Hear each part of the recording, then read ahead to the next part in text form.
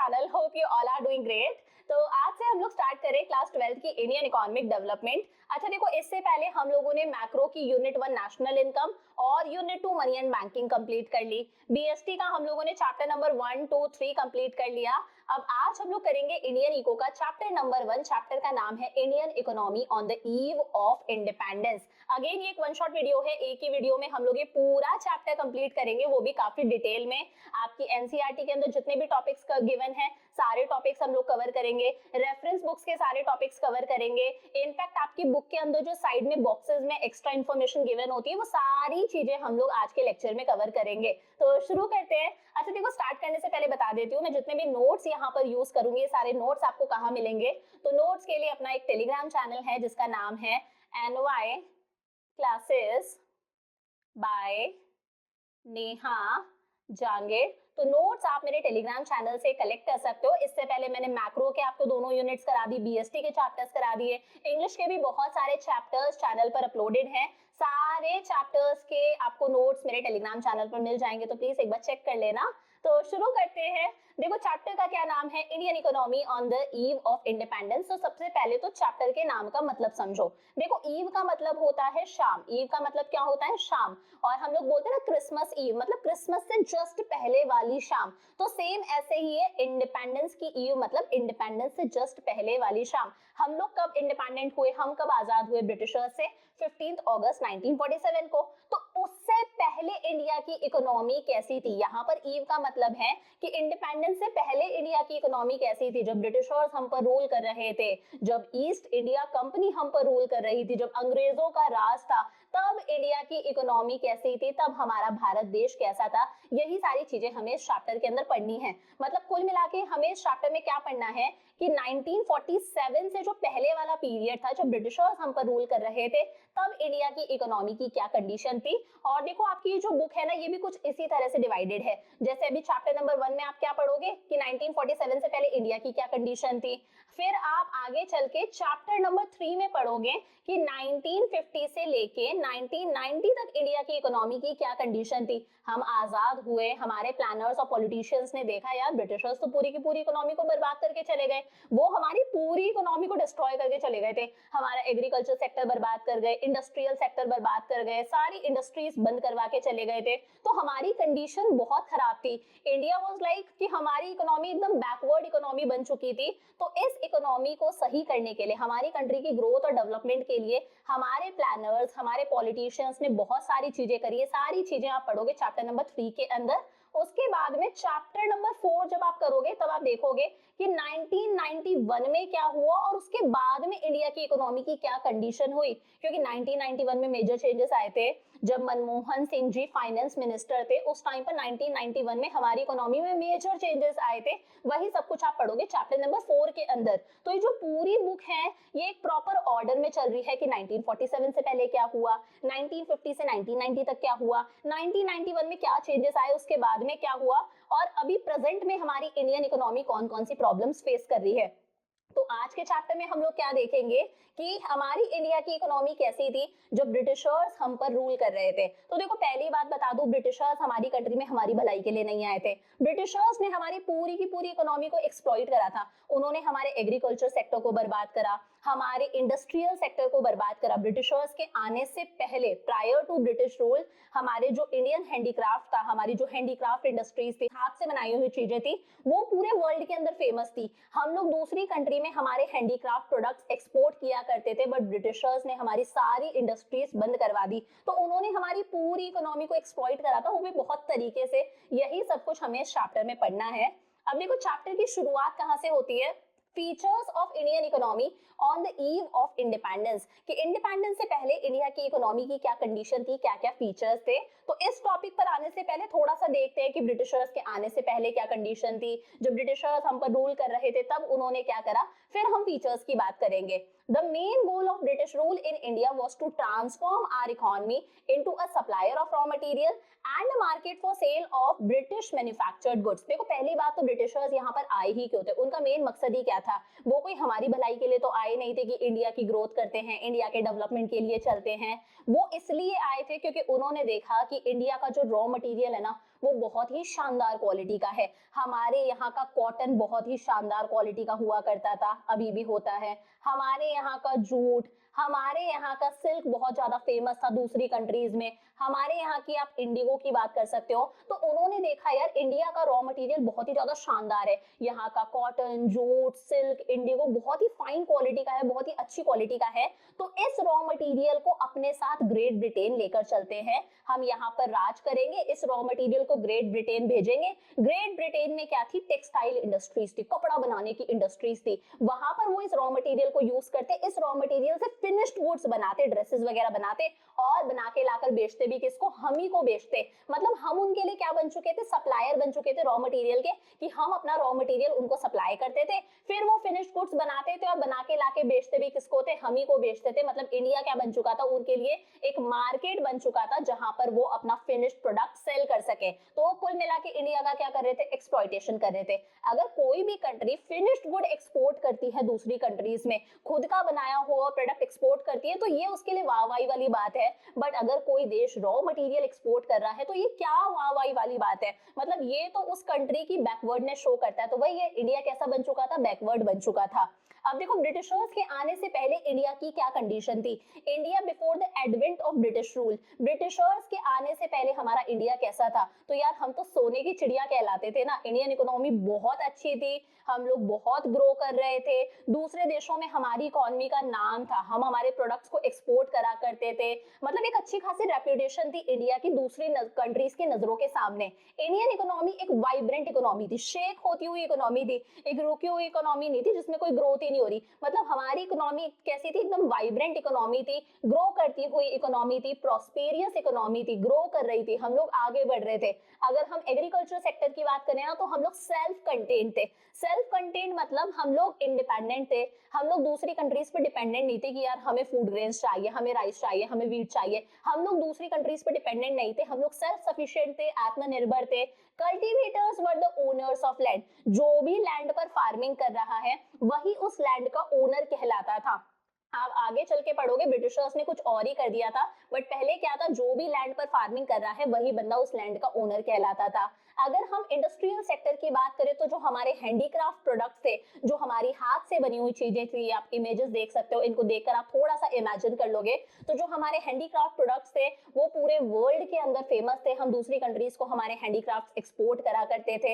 Exports enjoyed global reputation, हमारे जो exports थे ना वो एक ग्लोबल रेपुटेशन एंजॉय कर रहे थे, हम हमारे हैंडीक्राफ्ट प्रोडक्ट्स को एक्सपोर्ट करा करते थे अलग अलग कंट्रीज को। तो हमारी एक गुडविल थी, हमारी एक अच्छी खासी इमेज थी, हमारे यहाँ का सिल्क बहुत अच्छा था, हमारे यहाँ के कॉटन टेक्सटाइल्स बहुत अच्छे थे, हमारे यहाँ के कॉटन के कपड़े, सिल्क के कपड़े, इस तरह के कपड़े जो थे वो बहुत ही फाइन क्वालिटी के, बहुत ही अच्छे माने जाते थे। तो मतलब ये तो समझ गए होंगे आप कि ब्रिटिशर्स के आने से पहले इंडिया की इकोनॉमी की बहुत ही शानदार कंडीशन थी, ब्रिटिशर्स ने हमारी इकोनॉमी को बर्बाद करा था। लेकिन अब ब्रिटिश रूल के टाइम पर क्या हुआ, जब ब्रिटिशर्स आ गए तब क्या हुआ, Our agriculture sector was exploited as a source of revenue। सबसे पहले तो उन्होंने हमारे एग्रीकल्चर सेक्टर को बर्बाद करा, उन्होंने लाइन बाय लाइन हमारे सारे सेक्टर्स को बर्बाद करा, उन्होंने हमारे एग्रीकल्चर सेक्टर को बर्बाद करा। Our industrial sector was destroyed by exploiting the domestic market for the British products। India became exporter of raw material and importer of finished goods from Britain। फिर उन्होंने हमारे इंडस्ट्रियल सेक्टर को बर्बाद करा। कैसे बर्बाद करा,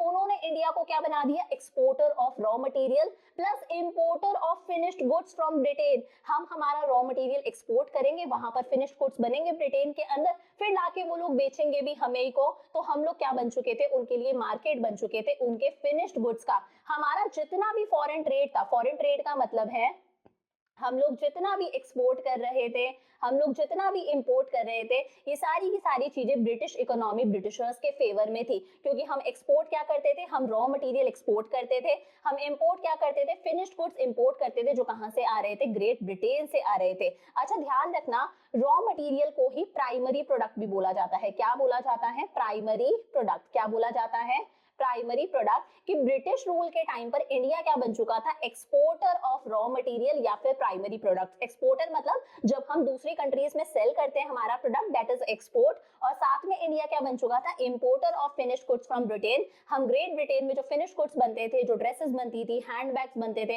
उन सब चीजों को इंपोर्ट करा करते थे, यानी कि परचेज करा करते थे। ऐसी कंडीशन कर दी थी ब्रिटिशर्स ने हमारी इंडियन इकोनॉमी की। तो समझ पा रहे हैं ना, पहले हमारा देश कितना अच्छा था और ब्रिटिशर्स ने आके हमारे देश की ऐसी तैसी कर दी। अब हम बात करते हैं भाई features of Indian economy on the eve of independence, की इंडिपेंडेंस से पहले हमारी इंडिया की इकोनॉमी कैसी थी, ओवरऑल हमारी इकोनॉमी कैसी थी। हम यहाँ पर किसी पर्टिकुलर सेक्टर की बात नहीं करेंगे, एग्रीकल्चर इंडस्ट्री किसी सेक्टर की, ओवरऑल हमारी इकोनॉमी कैसी थी। तो ओवरऑल हमारी इकोनॉमी थी एक स्टेगनेंट इकोनॉमी। स्टेगनेंट का मतलब क्या होता है बच्चों, स्टेगनेंट का मतलब होता है रुकी हुई इकोनॉमी। कैसी इकोनॉमी, रुकी हुई, एकदम थम सी गई थी हमारी इकोनॉमी, ग्रोथ का कोई साइन देखने को नहीं मिल रहा था। देखो पानी भी रुका हुआ खराब हो जाता है ना, सेम ऐसे इंडिया की इकोनॉमी के साथ में कंडीशन थी, हमारा देश रुक गया था, ग्रोथ का कोई साइन देखने को नहीं मिल रहा था, बिल्कुल रुकी हुई इकोनॉमी थी। एक ऐसी इकोनॉमी थी जिसके अंदर ग्रोथ कैसी थी, बिल्कुल नो ग्रोथ समझ लो, बिल्कुल लिटिल ग्रोथ थी। हमारी नेशनल इनकम का पता ही नहीं था किसी को कि हमारी नेशनल इनकम कितनी है। हम लोगों ने मैक्रो के अंदर पढ़ा ना, नेशनल इनकम मतलब पूरी की पूरी कंट्री की इनकम, पता ही नहीं था हमारी नेशनल इनकम कितनी है। ब्रिटिश गवर्नमेंट ने कभी कोशिश नहीं करी कि इंडिया की नेशनल इनकम निकाल के देखते हैं, इंडिया की पर कैपिटा इनकम निकाल के देखते हैं। पर कैपिटा इनकम क्या होता है, देखो नेशनल इनकम आप सबको पता है, जब हम पूरी की पूरी कंट्री की इनकम निकालते हैं उसे क्या बोला जाता है, नेशनल इनकम। जब इसी नेशनल इनकम को हम कंट्री की पॉपुलेशन से डिवाइड कर देते हैं तो हमें पता चल जाता है ऑन एन एवरेज एक बंदा कितना कमाता होगा। ऑन एन एवरेज एक साल में एक बंदा कितना कमाता होगा, उसे पर कैपिटा इनकम बोला जाता है। ब्रिटिशर्स ने कभी कोशिश नहीं करी कि इंडिया की नेशनल इनकम निकाल के देखते हैं, पर कैपिटा इनकम निकाल के देखते हैं, क्योंकि उन्हें मतलब ही नहीं था। उन्हें मतलब था रॉ मटेरियल लेकर जाओ, फिनिश गुड्स बनाओ और लाके इन्हीं को बेच दो। फिर भी कुछ इंडिविजुअल्स ने, कुछ हमारे इंडिविजुअल थे, उन्होंने अपने अपने लेवल पर नेशनल इनकम निकालने की कोशिश करी। इनके नाम आपको पता होने चाहिए, एमसीक्यू पॉइंट ऑफ व्यू से 4 नाम है, याद रखना। एक तो दादा भाई नारोजी ने कोशिश करी थी नेशनल इनकम कैलकुलेट करने की, विलियम डिग्बे ने कोशिश करी थी, वी राव जी ने कोशिश करी थी, आरसी देसाई जी ने कोशिश करी थी। इन चारों ने कोशिश करी थी कि नेशनल इनकम निकाल के देखते हैं। हालांकि जो इनके रिजल्ट्स थे वो थोड़े से कॉन्फ्लिक्टिंग थे, कोई कुछ और कह रहे थे, कोई कुछ और कह रहे थे, तो हम एक कंक्लूजन नहीं निकाल सकते थे कि ये सही तरीका है नेशनल इनकम निकालने का। किस किस ने ट्राई करा था, दादा भाई नारोजी ने, विलियम डिग्बे ने, वी राव जी ने और आरसी देसाई जी ने। हालांकि ब्रिटिश गवर्नमेंट ने कोई एफर्ट नहीं डाला था कि हमारी नेशनल इनकम कैलकुलेट करके देखें, पर कैपिटा इनकम कैलकुलेट करके देखें। और कैसी थी हमारी economy, bulk of population lived in poverty. हमारी जो मोस्टली पॉपुलेशन थी वो पॉवर्टी के अंदर जी रही थी, गरीबी के अंदर जी रही थी। बेचारे लोग अपनी लाइफ की बेसिक रिक्वायरमेंट्स भी पूरा नहीं कर सकते थे, फूड, क्लोथिंग, शेल्टर जैसी रिक्वायरमेंट भी लोग पूरा नहीं कर पा रहे थे। लोगों का लिविंग स्टैंडर्ड बहुत ही ज्यादा लो था, कंजम्पशन नहीं करते थे, पैसा ही नहीं था लोगों के पास में। कंट्री में टाइम टू टाइम एपिडेमिक्स देखने को मिलते थे। देखो एपिडेमिक्स का मतलब क्या होता है, जब कंट्री के अंदर किसी एक पर्टिकुलर एरिया में कोई बीमारी फैल जाती है और उस बीमारी की वजह से लाखों डेथ्स होती है ना, उसे एपिडेमिक्स बोला जाता है। जैसे कोविड आया था, बट कोविड तो पूरी की पूरी दुनिया के अंदर आया तो उसे पेंडेमिक बोला गया। बट जब किसी पर्टिकुलर एरिया में कोई बीमारी फैलती है उसे हम एपिडेमिक्स बोलते हैं। फेमाइंस देखने को मिलते थे। फेमाइंस का मतलब है जब फूड की शॉर्टेज हो जाती है ना, मान लो क्रॉप फेलियर हो गया, बाढ़ आ गई, अब सारी की सारी क्रॉप्स खराब हो चुकी हैं, फूड की शॉर्टेज हो चुकी है, और फूड की शॉर्टेज की वजह से बोलते हैं ना भूखमरी फैल गई, हंगर और स्टारवेशन की वजह से जब डेथ्स होती है उसे फेमाइन बोला जाता है। तो ऐसा हमारा देश था। कैसा देश था, स्टेगनेंट इकोनॉमी थी, रुकी हुई इकोनॉमी थी, ग्रोथ का कोई साइन देखने को नहीं मिल रहा था, लोग गरीबी के अंदर थे, स्टैंडर्ड ऑफ लिविंग लो था, एपिडेमिक्स देखने को मिलते थे, फेमाइंस देखने को मिलते थे। सेकंड हमारी इकोनॉमी कैसी थी, एक बैकवर्ड इकोनॉमी थी। देखो बैकवर्ड का मतलब होता है पिछड़ी हुई इकोनॉमी। कैसी इकोनॉमी थी हमारी इकोनॉमी, पिछड़ी हुई इकोनॉमी थी। दूसरे देशों के कंपैरिजन में हम लोग बहुत पीछे थे। अगर हम लोग किसी ना किसी तरीके से पर कैपिटा इनकम निकाले भी कि ऑन एन एवरेज एक बंदा कितना कमाता है, तो पता पर कैपिटा इनकम कितनी आ रही थी, ₹230। 1947 से 48 वाले डेटा के अकॉर्डिंग ऑन एन एवरेज एक बंदा एक साल में सिर्फ कितने रुपए कमा रहा है, ₹230। एक बंदा एक साल में सिर्फ ₹230 अर्न कर रहा है।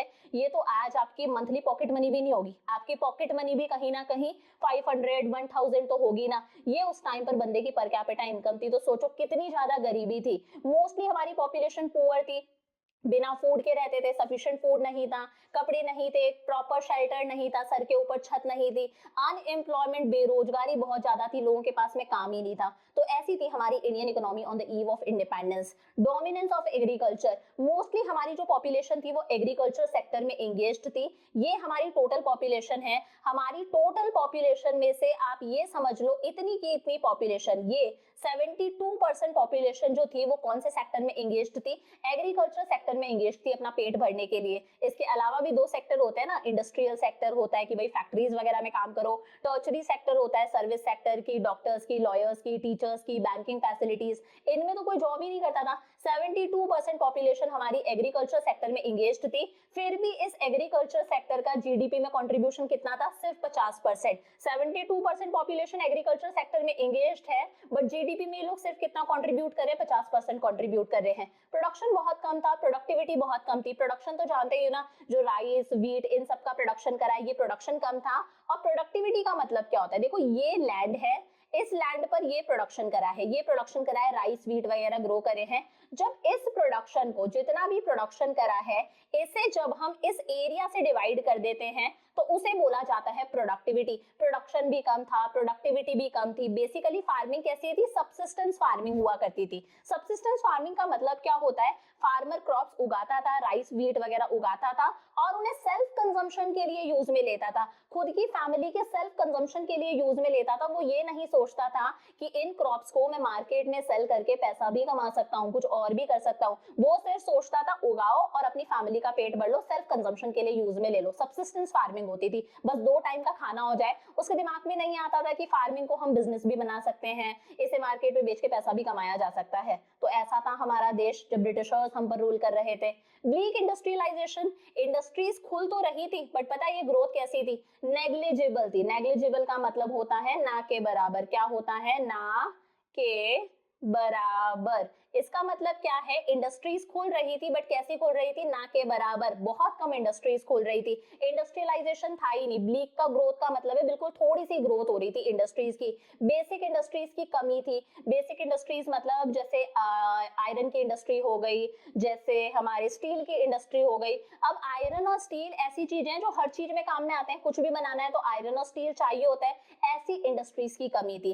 हैवी इंडस्ट्रीज की कमी थी, बड़ी बड़ी मशीन्स बनाने वाली इंडस्ट्रीज की बहुत ज्यादा कमी थी। हमारे यहाँ पर मशीनों का प्रोडक्शन तो होता ही नहीं था, मशीन्स तो बनती ही नहीं थी। अगर आपको मशीन काम में लेनी है तो आपको मशीन तो इम्पोर्ट ही करनी पड़ेगी। मतलब इतनी बुरी कंडीशन थी कि एक साइकिल जैसी चीज भी हम लोग दूसरी कंट्रीज से इम्पोर्ट करा करते थे। तो बेसिक इंडस्ट्री, आयरन और स्टील की इंडस्ट्रीज की कमी थी। हैवी इंडस्ट्रीज, मशीन बनाने वाली इंडस्ट्रीज की कमी थी, मशीनों की कमी थी। और इनफैक्ट हमारी जो छोटी छोटी स्मॉल स्केल इंडस्ट्रीज थी, बेचारी कॉटेज इंडस्ट्रीज थी, जो छोटी छोटी सी इंडस्ट्रीज होती है ना कि गाँव में औरतें ही मिलके कुछ ना कुछ काम करती हैं, मिलके चटाइयां बना रही हैं, घर में आचार बना रही हैं, कुछ सिलाई बुनाई कर रही हैं, स्टिचिंग वगैरह कर रही हैं, हैंडीक्राफ्ट प्रोडक्ट्स जो हो गए। ऐसी इंडस्ट्रीज को तो ब्रिटिशर्स ने क्या कर दिया था? पूरी तरह से डिस्ट्रॉय कर दिया था। उन्होंने इंडियन हैंडीक्राफ्ट को बहुत ही तरीके से एक्सप्लॉइट करा था, बर्बाद करा था।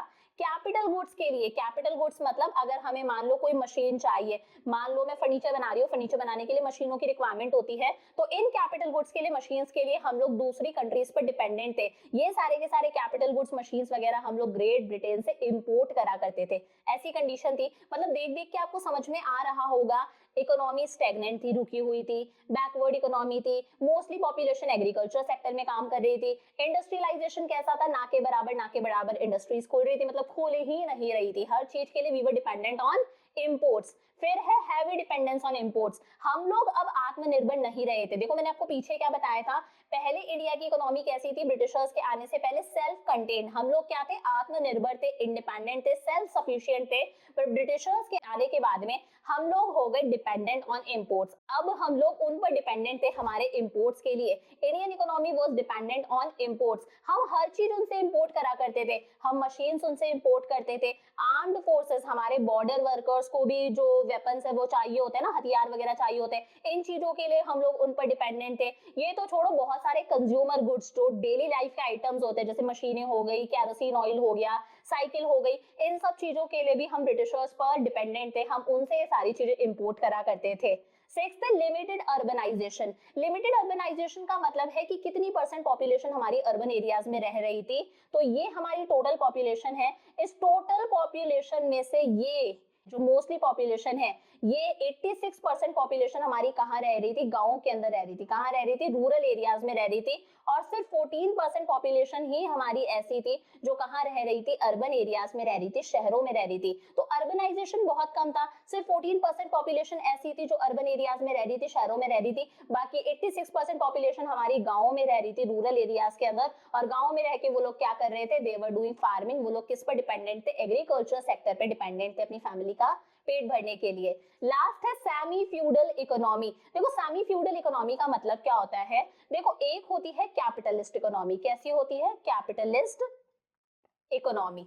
और एक होती है सोशलिस्ट इकोनॉमी, सोशलिस्ट इकोनॉमी। देखो कैपिटलिस्ट इकोनॉमी का मतलब क्या होता है, कैपिटलिस्ट इकोनॉमी के अंदर सारे डिसीजंस प्राइवेट इंडिविजुअल्स लेते हैं। प्राइवेट स्कूल्स होते हैं, प्राइवेट कॉलेजेस होते हैं, प्राइवेट हॉस्पिटल्स होते हैं, सारे डिसीजंस प्राइवेट इंडिविजुअल्स लेते हैं, आप में हम जैसे लोग लेते हैं। हम लोग खुद डिसाइड करते हैं कि हमें कौन सा प्रोडक्ट बनाना है, प्रोडक्ट को कैसे बनाना है, प्रोडक्ट को बना के किसको बेचना है, प्रोडक्ट की क्या प्राइस रखनी है, ये सारी चीजें हम लोग खुद डिसाइड करते हैं। इसमें गवर्नमेंट का किसी तरह का कोई इंटरफेरेंस नहीं होता। ये होती है कैपिटलिस्ट इकोनॉमी।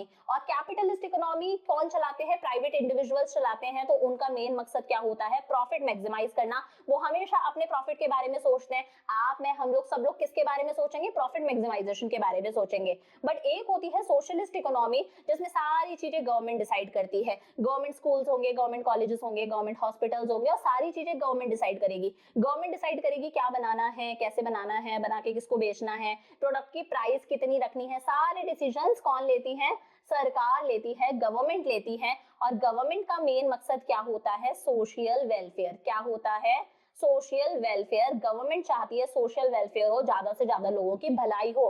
बट हमारी इकोनॉमी कैसी थी, अच्छा देखो सोशलिस्ट को ही फ्यूडल भी बोला जाता है। क्या बोला जाता है, फ्यूडल भी बोला जाता है। तो हमारी इकोनॉमी पूरी तरह से कैपिटलिस्ट इकोनॉमी भी नहीं थी कि सिर्फ प्राइवेट सेक्टर ही हो। हमारी इकोनॉमी पूरी तरह से फ्यूडल इकोनॉमी भी नहीं थी, सोशलिस्ट भी नहीं थी। हमारी इकोनॉमी मिक्स्ड इकोनॉमी थी, और आज भी हमारा देश मिक्स्ड इकोनॉमी ही है। यहाँ पर प्राइवेट सेक्टर भी एग्जिस्ट करता है जो अपने प्रॉफिट के बारे में सोचता है। यहाँ पर गवर्नमेंट सेक्टर भी एग्जिस्ट करता है जो सोशल वेलफेयर के बारे में सोचता है। जैसे एयरप्लेन्स वगैरह हो गए, ये क्या है, प्राइवेट के हैं, प्राइसेस बहुत ज्यादा होती हैं, खुद के प्रॉफिट के बारे में सोचते हैं। बट एक तरफ रेलवेज भी तो है। रेलवेज का मेन मकसद क्या है कि गरीबों के लिए कुछ ट्रांसपोर्टेशन का साधन हो। प्राइवेट स्कूल्स भी हैं, गवर्नमेंट स्कूल्स भी हैं। तो हमारी इकोनॉमी आज भी कैसी है, मिक्स्ड इकोनॉमी है, जिसमें सोशलिस्ट और कैपिटलिस्ट दोनों इकोनॉमी के मेरिट्स आ जाते हैं, फायदे आ जाते हैं। तो समझ में आया कि इंडिया की इकोनॉमी कैसी थी on the eve of independence. अच्छा देखो लास्ट वाले पॉइंट को छोड़ के, लास्ट वाला तो एक न्यूट्रल पॉइंट है कि बताया है इंडिया की इकोनॉमी कैसी थी, सेमी फ्यूडल इकोनॉमी थी।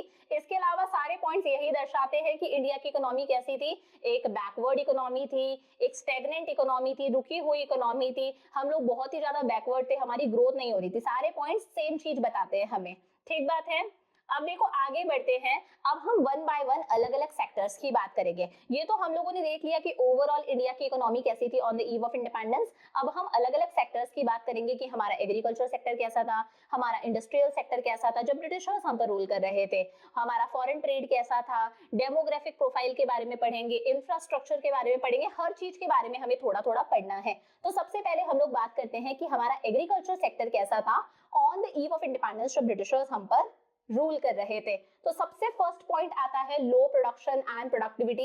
एग्रीकल्चर सेक्टर में प्रोडक्शन बहुत कम था। पीछे हम लोगों ने देखा 72% पॉपुलेशन कौन से सेक्टर में इंगेज्ड थी, एग्रीकल्चर में इंगेज्ड थी।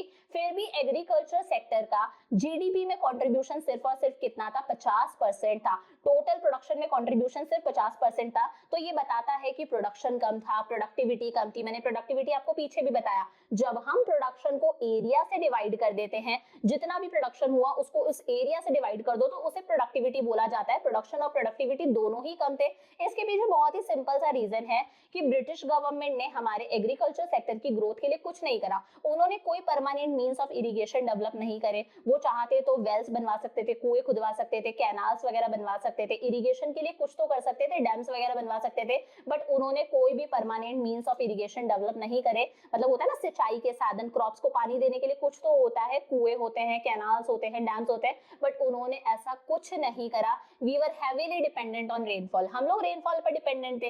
किसी साल अच्छी बारिश हुई तो प्रोडक्शन हो गया, किसी साल बारिश नहीं हुई तो प्रोडक्शन नहीं हुआ, सूखा पड़ गया, लोगों को खाने को नहीं मिल रहा है, फेमाइन्स आ रहे हैं। तो ऐसी कंडीशन थी एग्रीकल्चर सेक्टर की, लो प्रोडक्शन, लो प्रोडक्टिविटी, क्योंकि उन्होंने इरिगेशन डेवलप करने के लिए कुछ नहीं करा, कोई permanent means of irrigation develop नहीं करे। We were highly dependent on rainfall. उसके बाद में ब्रिटिश गवर्नमेंट एक सिस्टम लेकर आती है जिसे बोला जाता है एक्सप्लॉइटेटिव लैंड सेटलमेंट सिस्टम। इसे एक बार यहाँ पर ध्यान से समझो। इस एक्सप्लॉइटेटिव लैंड सेटलमेंट सिस्टम को बोला जाता है परमानेंट लैंड सेटलमेंट सिस्टम। ये इसका दूसरा नाम है। इसे परमानेंट लैंड सेटलमेंट सिस्टम भी बोलते हैं और इसका मेन नाम है जमींदारी सिस्टम। जमींदारी सिस्टम, ये सिस्टम लेकर आई थी हमारी ब्रिटिश गवर्नमेंट। कौन सा सिस्टम लेकर आई थी? जमींदारी सिस्टम, जिसे परमानेंट लैंड सेटलमेंट सिस्टम भी बोला जाता है। अब इस सिस्टम में ब्रिटिश गवर्नमेंट ने क्या करा? इस सिस्टम में ब्रिटिश गवर्नमेंट ने एक ट्रायंगुलर रिलेशनशिप सेटअप करा। जैसे होता है ना लव लाइफ में ट्रायंगल बनता है, कुछ वैसा ही ट्रायंगुलर रिलेशनशिप सेटअप करा। इस ट्रायंगुलर रिलेशनशिप में सबसे पहले एक तरफ आती थी हमारी ब्रिटिश गवर्नमेंट। कौन आती थी? British government. अंग्रेज आ जाते थे। इन्हें हम ईस्ट इंडिया कंपनी भी बोल सकते हैं। क्या बोल सकते हैं? East India company. तो एक तरफ आ गई हमारी ब्रिटिश गवर्नमेंट, एक तरफ इसमें आते थे जमींदार। अभी मैं सब बताऊंगी कौन क्या होता था। एक तरफ कौन आते थे? जमींदार आते थे, और एक तरफ आते थे इसके अंदर टिलर्स ऑफ द सॉइल। अब ध्यान से समझते जाना कि कौन क्या था। देखो ब्रिटिश गवर्नमेंट आप सब जानते हो, जो ब्रिटिशर्स हम पर रूल कर रहे थे, ईस्ट इंडिया कंपनी। जमींदार कौन थे? जमींदार वो लोग थे गांव के बड़े बड़े पैसे वाले किसान। कौन? बड़े बड़े पैसे वाले किसान, जिनके पास में बड़ा बड़ा पीस ऑफ लैंड हुआ करता था, जिनके पास में अपने बड़े बड़े खेत थे। तो ये रईस लोग हो गए। ये कौन हो गए? हमारे अमीर लोग हो गए जमींदार, बड़े बड़े गांव के पैसे वाले किसान, जिनके पास में बड़ा बड़ा पीस ऑफ लैंड हुआ करता था। ये इनका बड़ा सा पीस ऑफ लैंड है। और एक तरफ आते थे हमारे बेचारे टिलर्स ऑफ द सॉइल। इनकी कंडीशन सबसे खराब थी। ये कौन थे? ये थे लैंडलेस फार्मर्स। लैंडलेस फार्मर्स मतलब ये बेचारे वो किसान थे जिनके पास में खुद का पीस ऑफ लैंड भी नहीं था। तो ये कहां से अपनी फैमिली का पेट भरे? इनके पास में खुद का पीस ऑफ लैंड भी नहीं था कि ये फार्मिंग करके उगा के अपनी फैमिली का पेट भर सके। तो ये tillers of the soil in जमींदार के लैंड पर काम करा करते थे, ताकि भाई जो भी कुछ उगाए उसे सेल्फ कंजम्पशन के लिए यूज में ले सके, अपनी फैमिली के लिए यूज में ले सके। तो ये टिलर्स ऑफ द सॉइल किसके यहाँ पर काम करते थे? जमींदार के यहाँ पर काम करते थे। बट जमींदार बदले में इनसे क्या लेता था? रेंट लेता था। ऑब्वियस सी बात है, जमींदार इन्हें अपना लैंड यूज करने दे रहा है। जैसे हम लोग किराए पर देते हैं ना घर, तो ये इनको यहाँ पर अपना लैंड यूज करने देता था। तो बदले में जमींदार इनसे क्या लेता था? रेंट लेता था। अब ये रेंट कैसे लेता था? मान लो इन टिलर्स ऑफ द सॉइल ने क्या प्रोड्यूस करा है? राइस प्रोड्यूस करा है, तो इसी राइस का कुछ हिस्सा ले लेता था ये इन अ फॉर्म ऑफ रेंट। कौन ले लेता था? जमींदार ले लेते थे। अब ध्यान से समझना, ब्रिटिश गवर्नमेंट क्या बोलती है? ब्रिटिश गवर्नमेंट जमींदार को बोलती है कि भाई जमींदार, तुम्हारे पास में बड़ा सा पीस ऑफ लैंड है, तुम्हारे पीस ऑफ लैंड पे ये टिलर्स ऑफ द सॉइल काम करते हैं और ये बदले में तुम्हें रेंट भी देते हैं इन अ फॉर्म ऑफ जो भी कुछ उन्होंने उगाया है। बट तुम्हें अब एक काम करना पड़ेगा, हमें चाहिए टैक्स। तुम क्या करोगे? तुम इन टिलर्स ऑफ द सॉइल से टैक्स कलेक्ट करोगे। तुम इन टिलर्स ऑफ द सॉइल से क्या करोगे? टैक्स कलेक्ट करोगे। और इस टैक्स को बोला जाता है लैंड रेवेन्यू। क्या कहते हैं? Land revenue. तुम इनसे टैक्स कलेक्ट करोगे जमींदार, और टैक्स कलेक्ट करके लाके दोगे किसको? हमें लाके दोगे। समझ में आया? ब्रिटिश गवर्नमेंट ने जमींदार को बोला कि तुम टिलर्स ऑफ द सॉइल से क्या कलेक्ट करोगे? टैक्स कलेक्ट करोगे, जिसे लैंड रेवेन्यू बोलते हैं, और टैक्स कलेक्ट करके लाके दोगे किसको? हमें दोगे। अगर तुम ऐसा करते हो तो ठीक है। मान लो कभी तुम टैक्स देने में लेट हो जाते हो, अगर तुम टैक्स कलेक्ट करके नहीं दे पाते हो, तो हम तुमसे तुम्हारी जमीन छीन लेंगे, यानी कि हम तुमसे तुम्हारी जमींदारी छीन लेंगे। फिर तुम इस लैंड के ओनर नहीं कहलाओगे। ये जमींदार कौन कहलाते हैं? ये कहलाते हैं ओनर्स ऑफ द सॉइल। कौन कहलाते हैं? Owners of the soil. यहाँ पर सॉइल का मतलब होता है लैंड। तो ब्रिटिश गवर्नमेंट ने बोला अगर तुम हमें ये लैंड रेवेन्यू कलेक्ट करके नहीं दोगे तो हम तुमसे तुम्हारी जमीन छीन लेंगे और फिर हम किसी और जमींदार को दे देंगे, यानी कि हम तुमसे तुम्हारी जमींदारी छीन लेंगे। अब ये टैक्स कितना होता था, देखो ध्यान से समझना। बेचारे टेलर्स ऑफ द सॉइल ने काम करा, ये उन्होंने वीट ग्रो करा, उसमें से ये हिस्सा उनका चले गया इन अ फॉर्म ऑफ रेंट। अब ये ब्रिटिश गवर्नमेंट क्या बोलती है, जितना भी ग्रो कर रहे हो, जितना भी ग्रो कर रहे हो उसका 1/3 पार्ट हमें दो। तो बेचारे फार्मर ने मान लो ये पूरा का पूरा ग्रो करा, अब इसका 1/3 कर लो। 1/3 मतलब इसके 3 हिस्से कर लो। तो ये समझ लो कहीं ना कहीं इतना तो इसके पास में इन अ फॉर्म ऑफ रेंट चलेगा जमींदार के पास में। अब एक हिस्सा कौन मांग रही है? ब्रिटिश गवर्नमेंट मांग रही है in a form of land revenue की। ये क्या है? तुम्हारा टैक्स है। ये बेचारे टेलर्स ऑफ द सॉइल किसको दे रहे हैं? ब्रिटिश गवर्नमेंट को दे रहे हैं। कलेक्ट करके कौन दे रहा है? जमींदार कलेक्ट करके दे रहा है। कितना कलेक्ट करके दे रहा है? जितना भी टेलर्स ऑफ द सॉइल ने उगाया है उसका 1/3 उसने इतना उगाया है, इसके 3 हिस्से कर दो। एक हिस्सा कौन ले रही थी? ब्रिटिश गवर्नमेंट ले रही थी। ब्रिटिश गवर्नमेंट ने साथ में क्या बोला जमींदार को, भाई तुम जितना भी ये टैक्स कलेक्ट करके हमें दे रहे हो ना, ये टैक्स भी क्या था? ये भी क्रॉप्स के फॉर्म में ही था। जो भी कुछ उगाया है वही टैक्स हुआ करता था। पैसे की फॉर्म में टैक्स नहीं देते थे, क्रॉप्स की फॉर्म में ही टैक्स देते थे। तो जमींदार को क्या बोला ईस्ट इंडिया कंपनी ने, ब्रिटिश गवर्नमेंट ने, कि ये 1/3 तुम हमें क्या दे रहे हो? लैंड रेवेन्यू कलेक्ट करके दे रहे हो। अब इस 1/3 के एक काम करो, 11 हिस्से करो। ये जितना भी टैक्स कलेक्ट हुआ है ना, इसे 11 से डिवाइड कर दो, मतलब इसके कितने हिस्से कर दो? 11 हिस्से कर दो।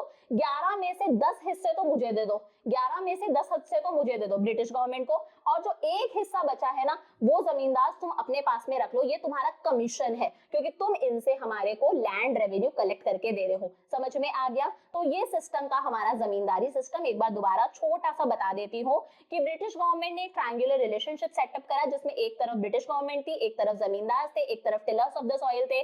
टिलर्स ऑफ द सॉइल जमींदार के लैंड पर काम करा करते थे और इसके लिए इन्हें क्या देते थे? रेंट देते थे इन अ फॉर्म ऑफ क्रॉप्स, जो भी ग्रो करी है।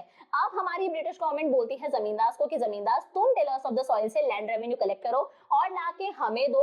अगर तुम हमें देते हो तो ठीक है, नहीं देते हो तो हम तुमसे तुम्हारी जमीन छीन लेंगे। फिर तुम उस जमीन के ओनर नहीं कहलाओगे, तुम उस जमीन के जमींदार नहीं कहलाओगे। टैक्स कितना होता था? जितना भी प्रोडक्शन करा है उसका 1/3। साथ में ब्रिटिश गवर्नमेंट ने बोला कि भाई फिर जो टैक्स कलेक्ट हुआ है उसके 11 हिस्से करो, उसमें से 10 हिस्से हमें दे दो, एक हिस्सा तुम रख लो इन अ फॉर्म ऑफ कमीशन। ये था जमींदारी सिस्टम। अब इसकी वजह से जमींदार को तो सिर्फ फायदा हुआ, जमींदार को रेंट भी मिल रहा है, जमींदार को लैंड रेवेन्यू के अंदर से भी अपना हिस्सा मिल रहा है, ब्रिटिश गवर्नमेंट की भी बल्ले बल्ले हो रही थी। इसमें बेचारे का किसका नुकसान था? टिलर्स ऑफ द सॉइल का नुकसान था कि बेचारा दिन रात काम कर रहा है, इसको इतना सारा रेंट दे रहा है, फिर इतना सारा टैक्स दे रहा है, तो इसके पास में कुछ बचता ही नहीं था। इसका सिर्फ इतना ही होता था कि भाई 2 वक्त की रोटी का गुजारा हो जाता था, सिर्फ सब्सिस्टेंस की, भाई जी लेता था, ये अपनी जिंदगी काट लेता था। तो सबसे ज्यादा यहाँ पर एक्सप्लॉइटेशन किसका हुआ? टिलर्स ऑफ द सॉइल का।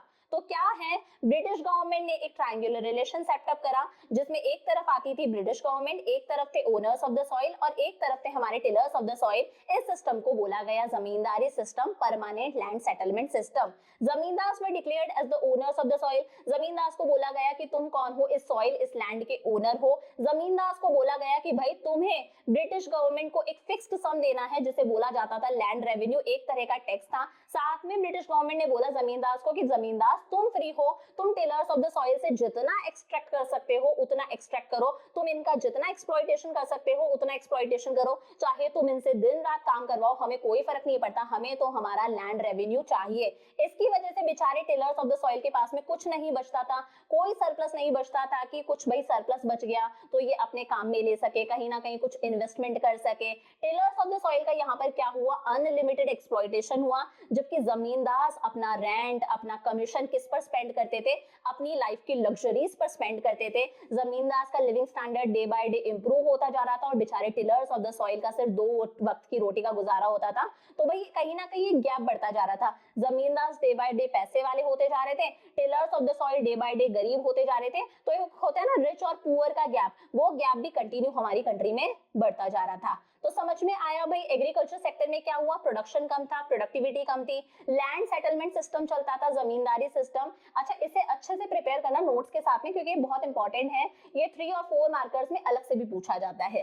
आगे क्या है? आगे है हमारा third point, forced commercialisation of agriculture. अब क्या हुआ? कमर्शियलाइजेशन ऑफ एग्रीकल्चर हुआ। देखो 2 तरह की फार्मिंग होती है, एक होती है सबसिस्टेंस फार्मिंग। कौन सी फार्मिंग? Subsistence farming.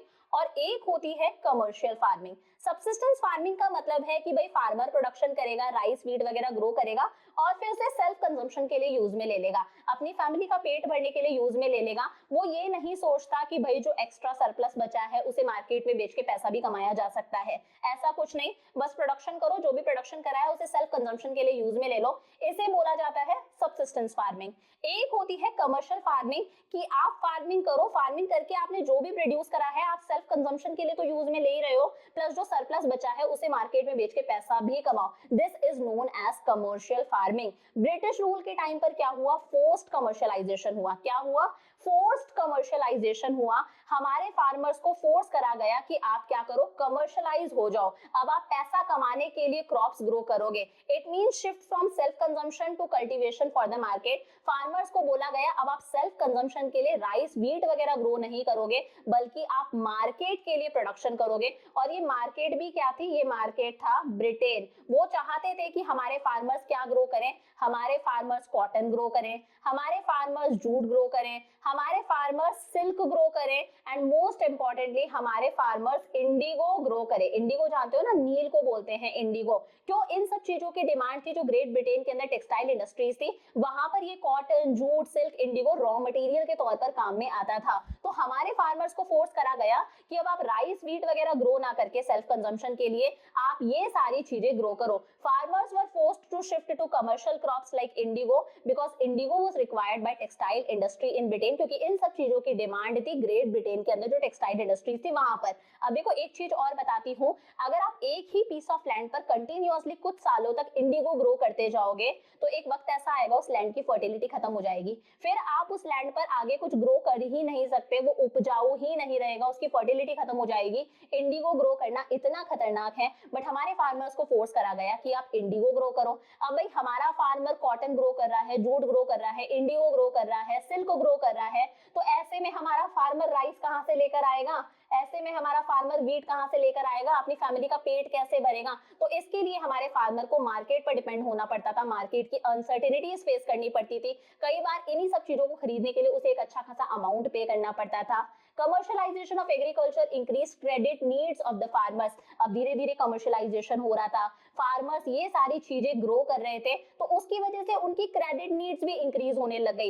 इन सब चीजों को ग्रो करने के लिए भाई बहुत सारा रॉ मटेरियल चाहिए होता है, फिर क्रॉप्स को खाद देनी होती है, मैन्योर्स हो गए, फर्टिलाइजर्स हो गए, इंसेक्टिसाइड्स, पेस्टिसाइड्स वगैरह, इन सब चीजों के लिए बहुत पैसा चाहिए होता है। तो इसकी वजह से फार्मर्स को लोन की रिक्वायरमेंट भी धीरे धीरे इंक्रीज होने लगे। लोन को ही क्रेडिट भी बोला जाता है। तो समझ में आया क्या हुआ? Forced commercialisation of agriculture. हमारे फार्मर्स को फोर्स करा गया कि आप ये सारी क्रॉप्स ग्रो करो और सेल्फ कंजम्पशन के लिए ग्रो मत करो। फिर है lack of investment in agriculture. देखो जमींदार हो गए, ब्रिटिश गवर्नमेंट हो गई, इनको हमारे एग्रीकल्चर सेक्टर की ग्रोथ से कोई मतलब नहीं था। इन्हें मतलब ही नहीं था कि हमारा एग्रीकल्चर सेक्टर ग्रो करे। इन्होंने हमारे एग्रीकल्चर सेक्टर की ग्रोथ के लिए कुछ नहीं करा। जमींदार को कोई इंटरेस्ट नहीं था कि वो एग्रीकल्चर सेक्टर के अंदर इन्वेस्टमेंट करें। वो चाहते तो कुछ ना कुछ कर सकते थे ना, वो वेल्स बनवा सकते थे, वो कैनाल्स बनवा सकते थे, वो डैम्स वगैरह बनवा सकते थे, ताकि भाई इरिगेशन के लिए प्रॉपर मींस डेवलप हो जाएं। हम लोग तो वही रेनफॉल पर डिपेंडेंट थे कि बारिश होगी तो अच्छा प्रोडक्शन होगा, बारिश नहीं हुई तो सूखा पड़ जाएगा, कुछ नहीं है। कोई भी permanent means of irrigation develop नहीं करे गए, जमींदार ने कुछ नहीं करा, ब्रिटिश गवर्नमेंट ने कुछ नहीं करा गया, कोई एफर्ट्स नहीं डाले गए फ्लड्स को कंट्रोल करने के लिए। फ्लड्स आ जाते हैं, बाढ़ आ जाती है, पूरी की पूरी क्रॉप्स खराब हो जाती है, इसे कंट्रोल करने के लिए कोई एफर्ट्स नहीं डाले गए। कोई प्रॉपर ड्रेनेज सिस्टम नहीं था, वो होता है ना मतलब कचरा जाने के लिए प्रॉपर ड्रेनेज सिस्टम होता है, नाली वगैरह, ऐसा कुछ भी नहीं था। कोई डीसैलिनेशन के लिए कुछ नहीं करा गया। डीसैलिनेशन मतलब सॉइल के अंदर नमक का कंटेंट बढ़ता जा रहा है, सॉइल सैलाइन होती जा रही है, बट इन सब चीजों को सुधारने के लिए ब्रिटिश गवर्नमेंट ने, जमींदार ने एक सिंगल एफर्ट नहीं डाला, उन्होंने एग्रीकल्चर सेक्टर में कोई इन्वेस्टमेंट नहीं करी। Gulf between owners of the soil and tillers of the soil. देखो पीछे हम लोगों ने पढ़ा था जमींदारी सिस्टम में ओनर्स ऑफ द सॉइल कौन कहलाते थे? जमींदार कहलाते थे ओनर्स ऑफ द सॉइल, और बेचारे टिलर्स ऑफ द सॉइल कौन थे? हमारे लैंडलेस फार्मर्स। इनके बीच का गल्फ यानी कि इनके बीच का गैप बढ़ता जा रहा था। जमींदार डे बाय डे और पैसे वाले होते जा रहे थे, एक लग्जरियस लाइफ जीते थे। बेचारे टिलर्स ऑफ द सॉइल बहुत ही ज्यादा पॉवर्टी के अंदर थे, गरीबी में थे, इनडेप्टनेस के अंदर थे, मतलब कर्जे का शिकार थे, इनके ऊपर कर्जा हुआ करता था, लोन ही लोन, लोन ही लोन। तो इनके बीच का गैप बढ़ता जा रहा था। Zamindars were becoming richer day by day and tillers of the soil were becoming poorer day by day. Zamindars were only interested in maximising their rental income. Zamindars को सिर्फ किससे मतलब था कि हमारे पास में जितना रेंट आ सकता है ना उतना रेंट आए। टिलर्स ऑफ द सॉइल से हम जितना रेंट ले सकते हैं उतना रेंट ले, जितना हम लोग लैंड रेवेन्यू कलेक्ट कर सकते हैं उतना लैंड रेवेन्यू कलेक्ट करें। क्योंकि देखो लैंड रेवेन्यू कितना था, 1/3 ऑफ क्रॉप प्रोडक्शन। फिर इसके भी कितने हिस्से होते थे, 11 हिस्से होते थे। इसमें से 10 पार्ट्स कौन रख लेती थी, ब्रिटिश गवर्नमेंट, बट ये एक पार्ट किसके पास में जाता था, जमींदार के पास में जाता था। तो भाई जमींदार की कोशिश ये रहती थी कि जितना लैंड रेवेन्यू कलेक्ट कर सके उतना लैंड रेवेन्यू कलेक्ट करें, क्योंकि जितना लैंड रेवेन्यू होगा उतना ही जमींदार के हिस्से में कमीशन आएगा। The tillers of the soil were only left with enough for subsistence। अब देखो ये जो जमींदार थे ये सिर्फ अपनी रेंटल इनकम से मतलब रखते थे। प्रोडक्शन करते टाइम पर जब टिलर्स ऑफ द सॉइल इनके लैंड पर काम करते थे, पीछे हम लोगों ने देखा था ये टिलर्स ऑफ द सॉइल इनके लैंड पर काम करते थे, तो यार काम करते हैं तो ये कॉस्ट ऑफ प्रोडक्शन भी तो आती है, बीज खरीदने पड़ते हैं, मैन्योर्स का खर्चा, पेस्टिसाइड्स, इंसेक्टिसाइड्स, फर्टिलाइजर्स का खर्चा, वो कभी भी कॉस्ट ऑफ प्रोडक्शन शेयर नहीं करते थे। ये सारी के सारी कॉस्ट ऑफ प्रोडक्शन भी किसके हिस्से में थी, बेचारे टिलर्स ऑफ द सॉइल के हिस्से में थी। तो टिलर्स ऑफ द सॉइल के पास में कुछ बचता ही नहीं था, इनके पास में सिर्फ इतना ही होता था कि भाई सब्सिस्टेंस के लिए इनफ है, जिंदगी काट लो, बस 2 वक्त की रोटी का गुजारा हो जाता था। टिलर्स ऑफ द सॉइल को कई बार लोन भी लेना पड़ता था लैंड रेवेन्यू पे करने के लिए। अगर आपने लगान पिक्चर देखी हो तो आपको अच्छे से पता होगा, टिलर्स ऑफ द सॉइल को लोन लेना पड़ता था ताकि ये लैंड रेवेन्यू पे कर सके। इनके पास में बचता ही नहीं था, ये पॉवर्टी के अंदर थे, गरीबी के अंदर थे, कर्जे का शिकार थे, कर्जे पे कर्जा, कर्जे पे कर्जा, कई बार फार्मर्स सुसाइड कर रहे हैं कर्जे के चक्कर से, ऐसी कंडीशन थी। स्मॉल एंड फ्रेगमेंटेड होल्डिंग्स, देखो आज भी हमारी कंट्री में जो मोस्टली फार्मर्स है वो कैसे फार्मर्स है, बेचारे स्मॉल फार्मर्स हैं। वो कैसे फार्मर्स है, बेचारे मिडिल क्लास फार्मर्स है, छोटे छोटे से फार्मर्स है। इनके पास में कोई बड़े बड़े पीस ऑफ लैंड नहीं होते, इनके पास में छोटे छोटे से पीसेस ऑफ लैंड होते हैं, छोटे छोटे से लैंड, छोटे छोटे पीसेस ऑफ लैंड होते हैं, वो भी कैसे फ्रेगमेंटेड। फ्रेगमेंटेड मतलब टुकड़ों के अंदर, एक पीस ऑफ लैंड यहाँ है, एक पीस ऑफ लैंड वहां है, एक पीस ऑफ लैंड यहाँ है। जैसे ये फार्मर का लैंड है, छोटा सा लैंड है, एक पीस ऑफ लैंड यहाँ है, एक पीस ऑफ लैंड यहाँ है, एक पीस ऑफ लैंड यहाँ है। तो एक तो छोटे छोटे से पीसेस ऑफ लैंड, और वो भी ऐसा नहीं है कि इकट्ठा एक ही जगह पर सारा पीस ऑफ लैंड हो। भाई इकट्ठा हो तो वो एक ही खेत थोड़ा सा बड़ा हो जाएगा, मशीन वगैरह चला सकता है ना आराम से, ट्रैक्टर वगैरह। अब मान लो टुकड़ों में लैंड है, छोटे छोटे से, कमरे जितना सा लैंड है। अब इस कमरे जितना सा लैंड है, आप इमेजिन करके देख लो, आप एक रूम के अंदर बैठे हो, इतना सा फार्मर का लैंड है, उस पे वो कैसे मशीन चलाएगा, उस पे वो मशीन को रख के घुमा तक नहीं सकता। ऑब्वियसली बात है, मशीन नहीं चला पाएगा, सारा काम हाथ से करना पड़ेगा, हाथ से करना पड़ेगा तो अपने आप प्रोडक्शन क्या होगा, कम होगा, प्रोडक्टिविटी कम होगी। तो जो फार्मर्स की होल्डिंग्स थी वो एक तो उनके पास में छोटे छोटे पीसेस ऑफ लैंड थे, वो भी फ्रेगमेंटेड थे, टुकड़ों में थे कि एक पीस ऑफ लैंड यहाँ है, एक पीस ऑफ लैंड वहां है। Farmers were not able to make use of machines on small pieces, और इतने छोटे छोटे पीसेस ऑफ लैंड पर फार्मर्स कोई मशीन्स वगैरह नहीं चला पाते थे, जिसकी वजह से प्रोडक्शन और प्रोडक्टिविटी कम थी। लास्ट है सबसिस्टेंस आउटलुक। देखो पीछे हम लोगों ने देखा कि हालांकि कमर्शियलाइजेशन ऑफ एग्रीकल्चर हुआ, स्टिल हमारी कंट्री में मोस्टली फार्मर्स कैसे हैं, बेचारे स्मॉल फार्मर्स हैं, मिडिल क्लास फार्मर्स हैं, आप ये बोल सकते हो मार्जिनलाइज्ड फार्मर्स हैं। मार्जिनलाइज्ड फार्मर्स का मतलब है ये वो फार्मर्स है जिनके पास में खुद का पीस ऑफ लैंड भी नहीं होता।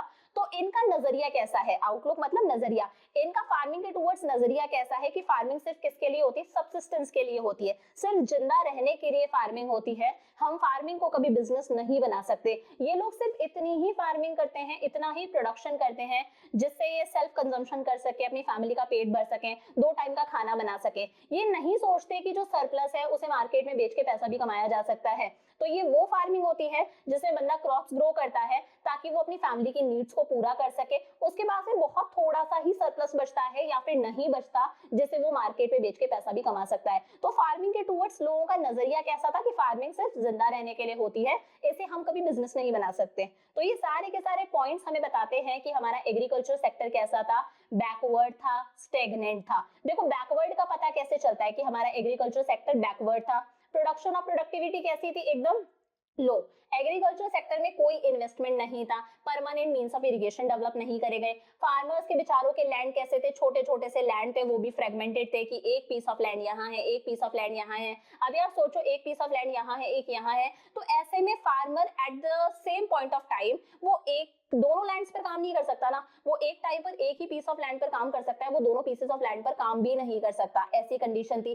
सब्सिस्टेंस आउटलुक ऐसा सोचते थे बस फार्मिंग क्यों होती है, फैमिली का पेट भरने के लिए होती है।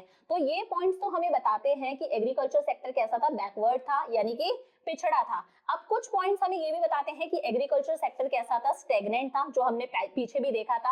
अब स्टेगनेंट का मतलब क्या होता है कि एग्रीकल्चर सेक्टर भी कैसा था, रुका हुआ था, रुकी हुई थी, इसके अंदर कोई ग्रोथ का साइन देखने को नहीं मिल रहा था। जैसे ब्रिटिश गवर्नमेंट क्या लेकर आई, एक्सप्लॉइटेटिव लैंड सेटलमेंट सिस्टम, जमींदारी सिस्टम, जिसके अंदर एक्सप्लॉइटेशन हुआ, किसका एक्सप्लॉइटेशन हुआ, बेचारे टिलर्स ऑफ द सॉइल का। तो ये क्या बताता है, हमारा एग्रीकल्चर सेक्टर थमसा गया था, कोई ग्रोथ का साइन देखने को नहीं मिल रहा था। फोर्स्ड कमर्शियलाइजेशन हुआ, अब बेचारे फार्मर राइस वीट कहां से लेकर आए, अगर वो कमर्शियल क्रॉप्स ग्रो करेंगे तो इन चीजों के लिए उन्हें बाहर वालों पर डिपेंडेंट होना पड़ता था, बाहर वाले उनसे बहुत ज्यादा प्राइस चार्ज करते थे, तो ये सारी कंडीशन थी। ओनर्स ऑफ द सॉइल धीरे धीरे पैसे वाले होते गए, टिलर्स ऑफ द सॉइल बेचारे दो वक्त की रोटी का गुजारा प्रॉपर्ली नहीं हो रहा है, तो इनके बीच का गैप बढ़ता जा रहा था। तो कहीं ना कहीं ये सारे पॉइंट्स बताते हैं कि हमारा एग्रीकल्चर सेक्टर में कोई ग्रोथ नहीं थी, एग्रीकल्चर सेक्टर कैसा था, स्टेगनेंट था। तो इसी के साथ में हम लोगों ने हमारा एग्रीकल्चर सेक्टर देख लिया कि एग्रीकल्चर सेक्टर कैसा था ड्यूरिंग ब्रिटिश रूल, जो ब्रिटिशर्स हम पर रूल कर रहे थे on the eve of independence. अच्छा देखो, अब हम लोग कुछ छोटे छोटे से टॉपिक्स डिस्कस करेंगे, उसके बाद में हम लोग नेक्स्ट सेक्टर पे आएंगे, इंडस्ट्रियल सेक्टर पर। देखो, हमारा एग्रीकल्चर सेक्टर बहुत ही ज्यादा पिछड़ा था, बहुत ही ज्यादा बैकवर्ड था। उसके पीछे एक रीजन ये भी हो सकता है, फैमाइंस। हमारी कंट्री में फैमाइंस बहुत ज्यादा आते थे उस टाइम पर। ब्रिटिश रूल की बात है, देखो ब्रिटिशर्स ने कुछ हमारी कंट्री पर 200 साल तक रूल करा था, 200 इयर्स तक इन लोगों ने रूल करा था। जब ब्रिटिशर्स हम पर रूल कर रहे थे तब हमारी कंट्री को बहुत बार फैमाइंस का सामना करना पड़ता था। फैमाइंस का मतलब क्या होता है, कई बार जब फूड की सीवियर शॉर्टेज हो जाती है, क्रॉप फेलियर हो गया, एकदम से बाढ़ आ गई, सारी की सारी क्रॉप्स खराब हो चुकी हैं, अब फूड की सीवियर शॉर्टेज हो चुकी है, छोटी मोटी शॉर्टेज नहीं, सीवियर शॉर्टेज हो चुकी है कि खाने के लिए दाना तक नहीं है, कंट्री के अंदर हंगर है, कंट्री में स्टारवेशन है, भूखमरी फैल गई है, और भूखमरी की वजह से लोगों की डेथ्स हो रही है, मिलियंस ऑफ डेथ्स हो रही है ना, उससे फैमाइंस बोला जाता है। बोलते हैं ना, अकाल पड़ गया, भूखमरी फैल गई, भूखमरी की वजह से लोग मर गए, दिस इज फैमाइन। आप पिक्चर्स देखो, ये रियल पिक्चर्स है, इन्हें देखकर आप इमेजिन कर लो मतलब कैसी कंडीशन हो गई थी लोगों की, खाने के लिए कुछ नहीं है। आप लोगों ने बहुत बार न्यूज़पेपर में पढ़ा होगा कि आता है ना, एक पर्टिकुलर लेडी है जो मिट्टी खा खा के अपना पेट भर रही है, खाने के लिए कुछ भी नहीं है, सैंड खा रही है। मतलब कई जगह तो ऐसी है जहाँ पर मतलब अलग अलग तरह के बस जानवर खाने पड़ते हैं लोगों को पकड़ पकड़ के, उनके पास में खाने के लिए फूड ग्रेन्स तक नहीं है। तो वही जब हंगर और स्टारवेशन से डेथ्स होती है उसे बोला जाता है फैमाइज। तो ये जो 1760 से लेके 1943 तक का जो पीरियड था ना, 1760 से 1943 तक का पीरियड, मतलब कुछ रफली ये 200 साल हो गए जब ब्रिटिशर्स हम पर रूल कर रहे थे। ये उसी वक्त की बात है जब ब्रिटिशर्स हम पर रूल कर रहे थे। इस टाइम पर इंडिया के अंदर बहुत बार फैमाइंस आए, और कोई छोटे मोटे फैमाइंस नहीं आए, टेरिबल फैमाइंस आए। ऐसे फैमाइंस आए जिनकी वजह से लाखों डेथ्स हो रही हैं, 85 मिलियन लोगों की डेथ हो गई थी। ये जो रिपीटेडली फैमाइंस आ रहे थे इसकी वजह से 85 मिलियन लोगों की डेथ हुई थी। सोचो, मतलब 85 मिलियन लोगों की डेथ हुई थी। और इसीलिए एक फैमाइन बहुत ज्यादा फेमस भी है, ये आपसे एग्जाम में भी पूछा जाता है, great famine of Bengal. Great famine of Bengal कब आया था, तो ये आया था 1769 से 70। बहुत ही ज्यादा सीवियर था, मिलियंस ऑफ डेथ्स हुई थी इस भुखमरी की वजह से। There has been no famine related deaths after independence, but अच्छी बात ये है इंडिपेंडेंस के बाद से आज तक हमारी कंट्री में ऐसे कोई फैमाइंस देखने को नहीं मिले हैं, और फैमाइंस की वजह से कोई डेथ्स नहीं हुई है। इसके पीछे रीजन क्या है, आज एक अच्छा खासा हमारे पास में रेलवेज है, रोडवेज है। मान लो किसी एरिया में हंगर हो जाता है, स्टारवेशन है, भुखमरी फैली भी है, फ्लड्स वगैरह आ गए, तो यार रोड्स है, प्लेन्स वगैरह हैं, हमारे पास में रेलवेज है, उनके थ्रू फ्रूट क्रॉप्स पहुंचाए जाते हैं, उनके थ्रू उन लोगों तक खाना पहुंचाया जाता है ताकि हंगर स्टारवेशन की वजह से लोगों की डेथ्स ना हो। तो इंडिपेंडेंस के बाद से हमें ऐसे कोई फैमाइंस रिलेटेड डेथ देखने को नहीं मिली। तो ये था कि भाई ये भी एक रीजन है कि हमारा एग्रीकल्चर सेक्टर बैकवर्ड था। एक देखो partition of the country and its impact, ये कुछ छोटे छोटे से टॉपिक्स हैं जो आपकी बुक के अंदर साइड में बॉक्सेस में गिवन होंगे, एनसीईआरटी में भी गिवन है, इसलिए आपको पता होने चाहिए।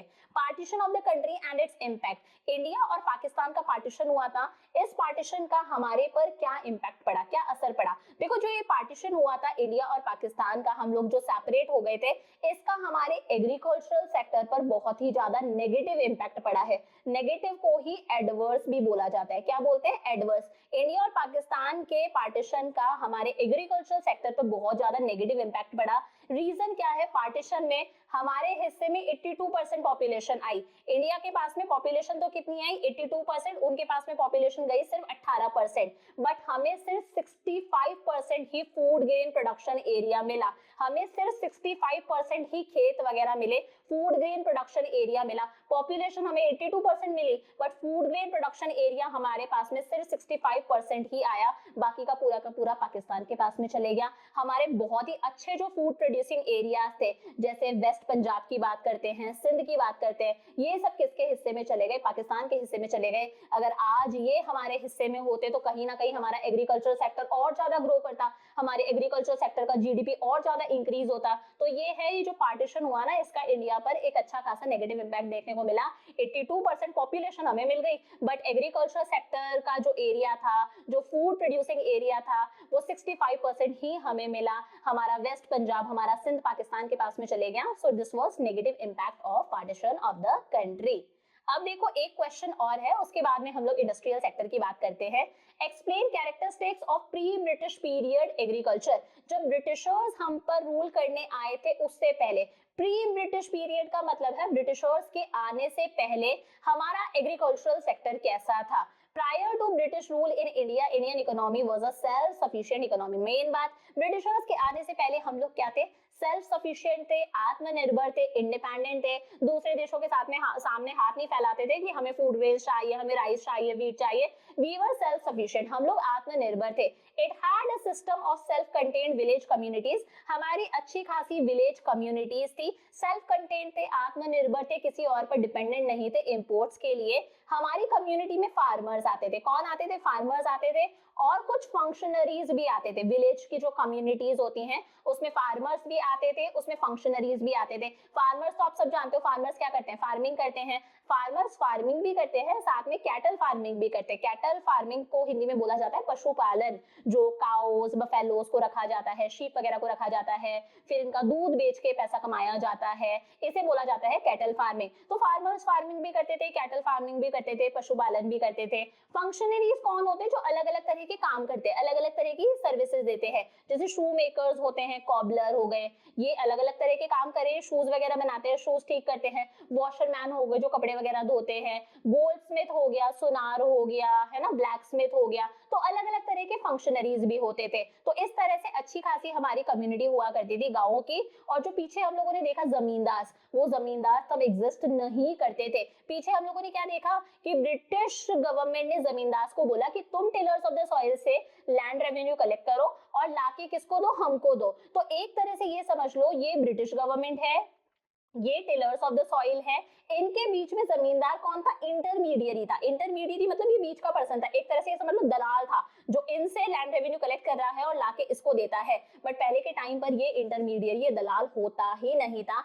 फार्मर्स डायरेक्टली अपना जो भी लैंड रेवेन्यू होता था, जो भी टैक्स होता था, डायरेक्टली किसको देते थे, किंग को देते थे। ब्रिटिशर्स के आने से पहले तो किंग्स होते थे ना, और कोई थोड़ी ना होता था, तो बीच में इस तरह का कोई जमींदार नहीं हुआ करता था। ये फार्मर्स डायरेक्टली अपना लैंड रेवेन्यू किसको देते थे, किंग को देते थे। एक बात और बताती हूँ, यहाँ से क्वेश्चन आ सकता है आपके एमसीक्यू। एक फ्रेंच ट्रैवलर हमारी कंट्री में आए थे, बर्नियर इनका नाम था, याद रखना। एक फ्रेंच ट्रैवलर आए थे बर्नियर, और उस टाइम पर 17th सेंचुरी के बंगाल को देखा उन्होंने। 17th सेंचुरी का बंगाल ऐसा नहीं है जैसा आज होता है, वो एक अलग ही बंगाल था, उसकी एक अलग ही ग्लोरी थी, अलग ही प्रतिष्ठा थी।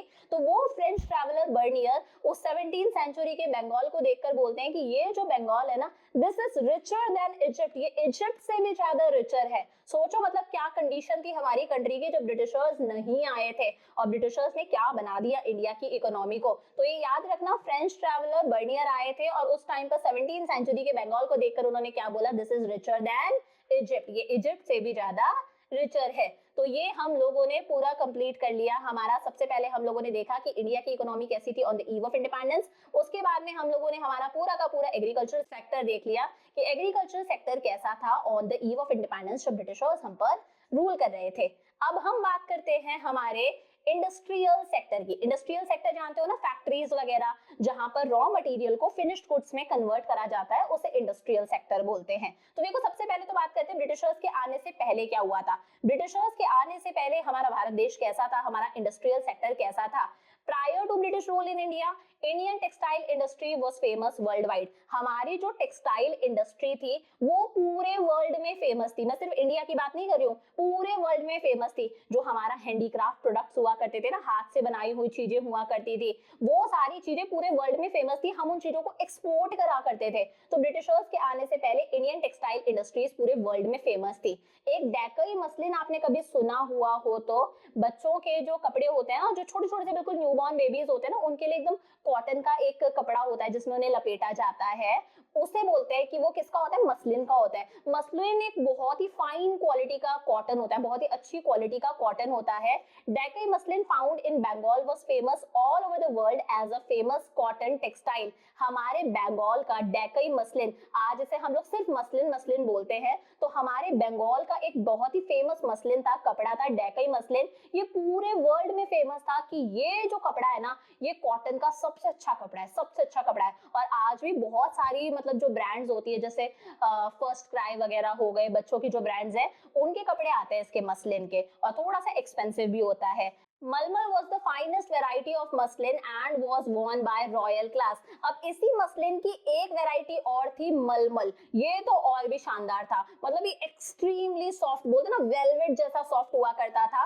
इसी मसलिन की एक वैरायटी थी मलमल, और इस मलमल को कौन पहनते थे, रॉयल क्लास, यानी कि राजा महाराजा वगैरह पहना करते थे। और इसी मलमल को बोला जाता था मलमल शाही या फिर मलमल खास। मतलब ये समझ लो वेलवेट जैसा एक्सट्रीम सॉफ्ट ये फैब्रिक हुआ करता था। मतलब कुल मिला के ये बताया है कि ब्रिटिशर्स के आने से पहले हमारी टेक्सटाइल इंडस्ट्रीज पूरे वर्ल्ड में फेमस थी। हमारा डेकई मसलिन पूरे वर्ल्ड के अंदर फेमस था। इसी मसलिन का एक वैरायटी समझ लो मलमल, ये हमारी रॉयल क्लास पहना करती थी, हमारे राजा महाराजा पहना करते थे, इसे मलमल खास, मलमल शाही बोलते थे। तो मतलब हमारी इंडिया की इकोनॉमी कैसी थी यार, कितनी अच्छी थी, और ब्रिटिशर्स ने उसकी क्या कंडीशन कर दी, अब हम वो पढ़ेंगे। देखो ब्रिटिशर्स ने क्या करा। Systematic deindustrialization is the term that describes the status of industrial sector during the British rule। देखो पहली बात तो, जब किसी एरिया के अंदर ज्यादा से ज्यादा इंडस्ट्रीज खुलती हैं, ज्यादा से ज्यादा फैक्ट्रीज खुलती हैं, उसे बोला जाता है इंडस्ट्रियलाइजेशन। की क्या हो रहा है, इंडस्ट्रियलाइजेशन हो रहा है। जब इंडस्ट्रीज बंद होती हैं, ठप होती हैं, खत्म होती हैं,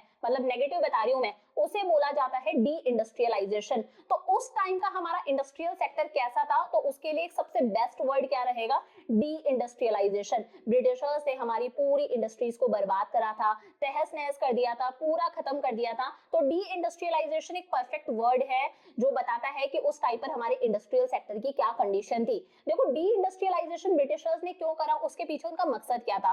to exploit India's wealth of raw materials like cotton, jute and indigo, it was required as industrial input for the textile industries in Britain. देखो सबसे पहली बात, ब्रिटिशर्स ने देखा कि यार इंडिया का रॉ मटेरियल बहुत शानदार है, इंडिया का कॉटन, इंडिया का जूट, इंडिया का इंडिगो बहुत शानदार है। तो उन्होंने सोचा हम इंडिया से रॉ मटेरियल लेकर जाएंगे, क्योंकि ग्रेट ब्रिटेन के अंदर हमारी टेक्सटाइल इंडस्ट्रीज हैं, तो ये रॉ मटेरियल हमारे काम में आएगा, क्योंकि ये बहुत ही फाइन क्वालिटी का रॉ मटेरियल है। इंडिया का कॉटन पूरे वर्ल्ड में फेमस था ना, तो उन्होंने देखा हम इंडिया के रॉ मटेरियल को क्या करेंगे, एक्सप्लॉइट करेंगे, तो वो हमसे हमारा रॉ मटेरियल ले जाते थे। फिर ग्रेट ब्रिटेन के अंदर फिनिश्ड गुड्स बनाते इस रॉ मटेरियल से, और लाकर बेचते भी किसको थे, हमको ही बेचते थे। तो इंडिया क्या बन चुका था, उनके लिए एक मार्केट बन चुका था, एक पोटेंशियल मार्केट बन चुका था कि यहाँ से रॉ मटेरियल लेकर जाओ और लाके बेचो भी किसको, इंडियंस को ही बेचो। तो इस तरह से उन्होंने हमारी पूरी की पूरी इंडस्ट्रियल सेक्टर को क्या करा, बर्बाद करा।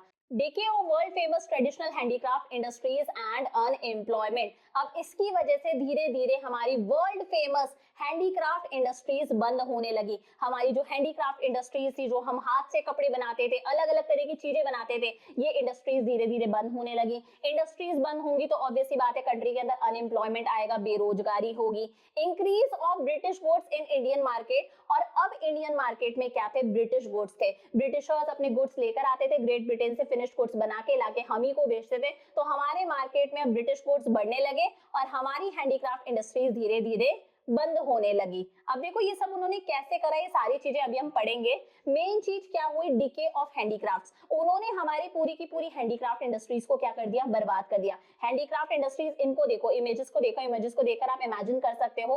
हैंडीक्राफ्ट मतलब जो हाथ से चीजें बनाते हैं, हाथ से साड़ी बना रहे हैं, ज्वेलरी बना रहे हैं। और पहले के टाइम पे तो राजा महाराजा हुआ करते थे, जब ब्रिटिशर्स नहीं थे, तो राजा महाराजा जितनी भी चीजें पहनते थे, उनका जो भी लिबास होता था, वो जितनी भी चीजें पहनते थे, तलवार रखने के लिए म्यान होती थी, ये सारी चीजें हैंडीक्राफ्ट्स होती थी, हाथ से बनी हुई चीजें होती थी। तो prior to British rule, Indian handicraft enjoyed the world wide reputation. Britishers के आने से पहले जो हमारा इंडियन हैंडीक्राफ्ट था, वो वर्ल्ड वाइड रेपुटेशन एंजॉय कर रहा था। पूरे वर्ल्ड के अंदर हमारा इंडियन हैंडीक्राफ्ट फेमस था।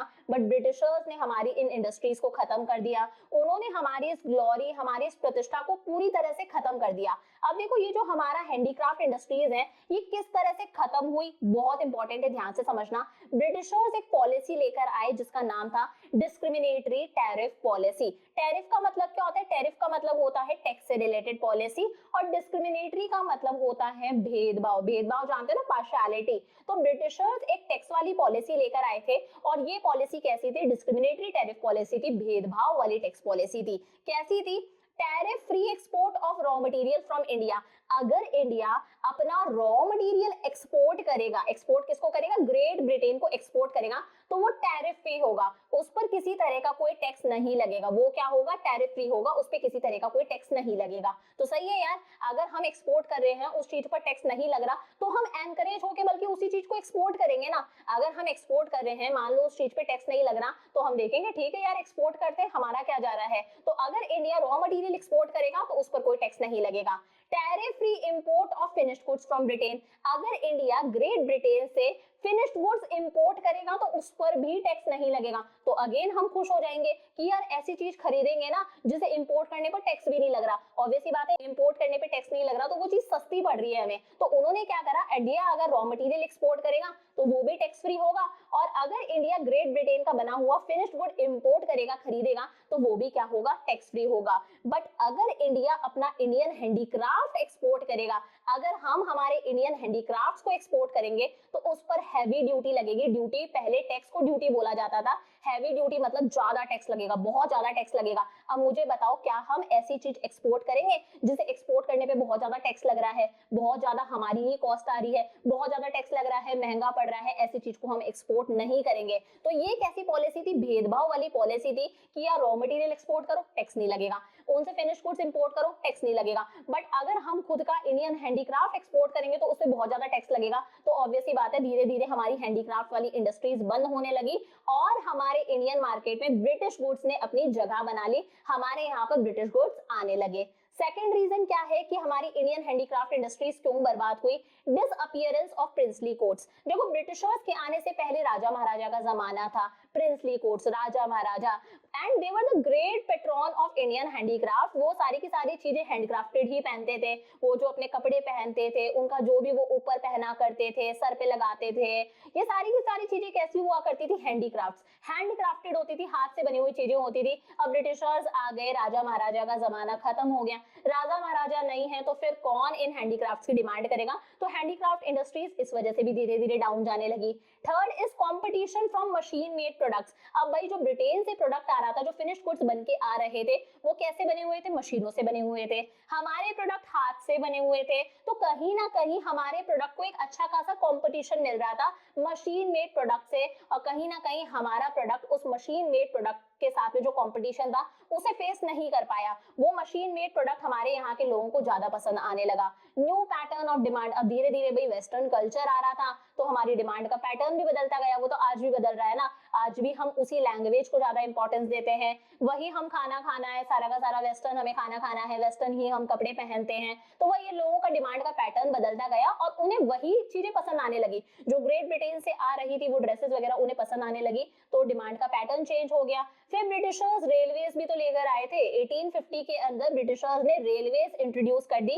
अब वो रेलवेज के माध्यम से क्या करते थे, वो जो ब्रिटेन से प्रोडक्ट बना के लेकर आया ना अपना, उसे कंट्री के कॉर्नर कॉर्नर तक पहुंचा देते थे विद हेल्प ऑफ रेलवेज। मतलब रेलवेज के पीछे मेन मकसद ब्रिटिशर्स का यही था कि जो ग्रेट ब्रिटेन से फिनिश गुड्स बना के ला रहे हैं उसे कंट्री के कॉर्नर कॉर्नर तक पहुंचाना है। तो अपने आप जो ब्रिटिशर्स का प्रोडक्ट था वो हमारी कंट्री के कॉर्नर कॉर्नर तक पहुंचने लगा और हमारे प्रोडक्ट की वैसे ही कमी आ गई थी क्योंकि इन्हें एक्सपोर्ट करने पर हमें बहुत ज्यादा टैक्स पे करना पड़ता था। तो इस तरह से ब्रिटिशर्स ने हमारी हैंडीक्राफ्ट इंडस्ट्रीज को बर्बाद करा। दूसरी चीज अगर हम इंडस्ट्रियल सेक्टर में बात करें तो क्या हो रही थी, bleak growth of modern industries. Modern industries खुल तो रही थी बट ये ग्रोथ कैसी थी, ब्लीक ग्रोथ थी। मैंने पहले भी बताया, इसे बोला जाता है ना के बराबर। ना के बराबर ग्रोथ हो रही थी, इंडस्ट्रीज खुल रही थी बट ये ग्रोथ कैसी थी, ना के बराबर, बहुत ही इत्तू सी ग्रोथ हो रही थी। Initially cotton and jute textile mills were set up. शुरुआती में कॉटन की इंडस्ट्री सेटअप हुई, जूट की इंडस्ट्री सेटअप हुई। कॉटन की जो इंडस्ट्रीज थी उसे बेसिकली इंडियंस ही कंट्रोल करा करते थे, बट जो जूट की इंडस्ट्रीज थी उसे कौन कंट्रोल करते थे, ब्रिटिशर्स कंट्रोल करते थे। Only some industries were established by the private entrepreneurs. कुछ ही प्राइवेट एंटरप्रेन्योर्स थे जिन्होंने अपनी इंडस्ट्री सेटअप करी थी। जैसे उस टाइम पर Tata iron and steel company setup हुई थी 1907 के अंदर। ये यहाँ पर जहां जहां पर मैंने डाटा लिखा है ना, ये आप लोगों के याद करने के लिए लिखा है, तो आप लोगों को ये डाटा याद रखना है। तो कुछ कुछ ही एंटरप्रेन्योर्स ने अपनी इंडस्ट्रीज तब सेटअप करी थी। जैसे Tata iron and steel company setup हुई 1907 के अंदर, शुगर इंडस्ट्रीज सेटअप हुई, सीमेंट की इंडस्ट्रीज सेटअप हुई, पेपर इंडस्ट्रीज सेटअप हुई। तो इंडस्ट्रीज खुल तो रही थी बट ये ग्रोथ वैसी नहीं थी ना जैसी हम चाहते थे। ये ग्रोथ ना के बराबर थी, बहुत ही थोड़ी सी ग्रोथ थी। Participation of state in the process of industrialisation was limited. State का मतलब होता है गवर्नमेंट, और उस टाइम पर गवर्नमेंट कौन थी, ब्रिटिश गवर्नमेंट। तो स्टेट यानी कि ब्रिटिश गवर्नमेंट का जो पार्टिसिपेशन था इंडस्ट्रियलाइजेशन के प्रोसेस के अंदर, इंडस्ट्रीज खोलने के अंदर, वो लिमिटेड था। ब्रिटिश गवर्नमेंट कोई इंडस्ट्री सेटअप नहीं करती थी। ये लोग सिर्फ रेलवेज तक सीमित थे। इन्होंने रेलवेज स्टैब्लिश करी थी। रेलवेज भी इन्होंने क्यों स्टैब्लिश करी थी, रेलवे स्टैब्लिश करने के पीछे मेन मकसद यही था कि जो ब्रिटेन से प्रोडक्ट बन के आ रहा है उसे कंट्री के कॉर्नर कॉर्नर तक पहुंचाया जाए। And the means of communication, उन्होंने कम्युनिकेशन के भी कुछ साधन डेवलप करे थे। तो जो स्टेट का पार्टिसिपेशन था वो लिमिटेड था। दे वर कन्फाइंड टू रेलवेज उन्होंने डेवलप कर दी, और कम्युनिकेशन के साधन उन्होंने डेवलप करे थे सिर्फ और सिर्फ खुद के फायदे के लिए। कैपिटल गुड्स की कोई इंडस्ट्रीज नहीं थी, मशीन्स बनाने की कोई इंडस्ट्रीज नहीं थी, कोई इलेक्ट्रॉनिक आइटम की इंडस्ट्रीज नहीं थी। इन चीजों के लिए हम लोग डिपेंडेंट थे इंपोर्ट्स पर। ये सारी चीजें हम ग्रेट ब्रिटेन से इंपोर्ट करा करते थे। Contribution of the industrial sector in GDP was extremely low. हमारे इंडस्ट्रियल सेक्टर का जो जीडीपी में कंट्रीब्यूशन था, ग्रॉस डोमेस्टिक प्रोडक्ट में जो कंट्रीब्यूशन था, वो बहुत बहुत बहुत कम था। इनफैक्ट आप ये देख लो कि 72% पॉपुलेशन हमारी एग्रीकल्चर सेक्टर में एंगेज्ड थी, फिर भी इसका जीडीपी में कंट्रीब्यूशन ही 50% था। तो भाई हमारे जो इंडस्ट्रियल सेक्टर है उसके अंदर तो बहुत ही कम पॉपुलेशन थी, तो इनका तो जीडीपी में कंट्रीब्यूशन और भी कम होगा। तो इनका जीडीपी में कंट्रीब्यूशन एक्सट्रीमली लो था। तो ऐसा था हमारा industrial sector on the eve of independence. जब ब्रिटिशर्स हम पर रूल कर रहे थे, उन्होंने हमें क्या बना दिया, एक्सपोर्टर ऑफ रॉ मटेरियल यानी कि primary product and importer of finished goods from Britain. India उनके लिए एक मार्केट बन चुका था जहां पर वो अपने फिनिश्ड गुड्स बेच सके। इसकी वजह से हमारी हैंडीक्राफ्ट इंडस्ट्रीज बर्बाद हो गई, कंट्री में अनएम्प्लॉयमेंट आया, और हमारी कंट्री के अंदर ब्रिटिश जो प्रोडक्ट्स थे, जो ग्रेट ब्रिटेन से प्रोडक्ट्स बन के आ रहे थे, वो इंक्रीज होने लगे। दो मेन चीजें क्या हुई, हमारे हैंडीक्राफ्ट इंडस्ट्रीज एकदम बर्बाद हो गई। इसके पीछे मेन रीजन आपको याद रखना है, डिस्क्रिमिनेटरी टैरिफ पॉलिसी। अगर हम रॉ मटेरियल एक्सपोर्ट करेंगे टैक्स फ्री, अगर हम उनसे फिनिश्ड गुड्स इंपोर्ट करेंगे टैक्स फ्री। बट अगर इंडिया अपना इंडियन हैंडीक्राफ्ट एक्सपोर्ट करेगा तो उस पर हैवी ड्यूटी लगेगी, बहुत ज्यादा टैक्स लगेगा। तो इसकी वजह से कहीं ना कहीं हमारी हैंडीक्राफ्ट क्या हो गए, ठप हो गए, बिल्कुल हमारी हैंडीक्राफ्ट इंडस्ट्रीज बंद हो गई। ग्रोथ हो रही थी बट ये ग्रोथ कैसी थी, ब्लीक ग्रोथ थी, यानी कि ना के बराबर ग्रोथ थी। जैसी हमने सोची थी वैसी ग्रोथ नहीं थी। हालांकि कुछ इंडस्ट्रीज सेटअप हुई थी, इनके आप नाम याद रखना, बट ये ग्रोथ कैसी थी, ना के बराबर। 4 कैरेक्टरिस्टिक्स जो बताते हैं कि हमारा इंडस्ट्रियल सेक्टर बैकवर्ड था, ग्रोथ जो थी वो लिमिटेड थी। अब पीछे हम लोगों ने देखा, इससे हम एक कंक्लूजन निकाल सकते हैं कि भाई कुछ पॉइंट्स है जो बताते हैं कि हमारा इंडस्ट्रियल सेक्टर कैसा था, बैकवर्ड था on the eve of independence. हमारी हैंडीक्राफ्ट इंडस्ट्रीज क्या हो चुकी थी, डिस्ट्रॉय हो चुकी थी। मेन रीजन क्या था, ब्रिटिशर्स कौन सी पॉलिसी लेकर आए थे, डिस्क्रिमिनेटरी टैरिफ पॉलिसी लेकर आए थे। मॉडर्न इंडस्ट्रीज खुल तो रही थी बट ये ग्रोथ कैसी थी, ब्लीक ग्रोथ थी, यानी कि ना के बराबर थी। ये हम लोग सिर्फ किस तक सीमित थे, रेलवेज तक। और दूसरी चीज हम लोगों ने पीछे क्या देखी थी, कम्युनिकेशन तक सीमित थे। ब्रिटिशर्स ने रेलवेज और कम्युनिकेशन के साधन ही डेवलप करे थे, वो भी सिर्फ और सिर्फ खुद के फायदे के लिए। कैपिटल गुड्स की इंडस्ट्रीज थी ही नहीं, मशीन्स की इंडस्ट्री ही थी ही नहीं। अगर हमें मशीन्स की रिक्वायरमेंट होती थी तो हमें ग्रेट ब्रिटेन से मशीन्स इंपोर्ट करनी पड़ती थी।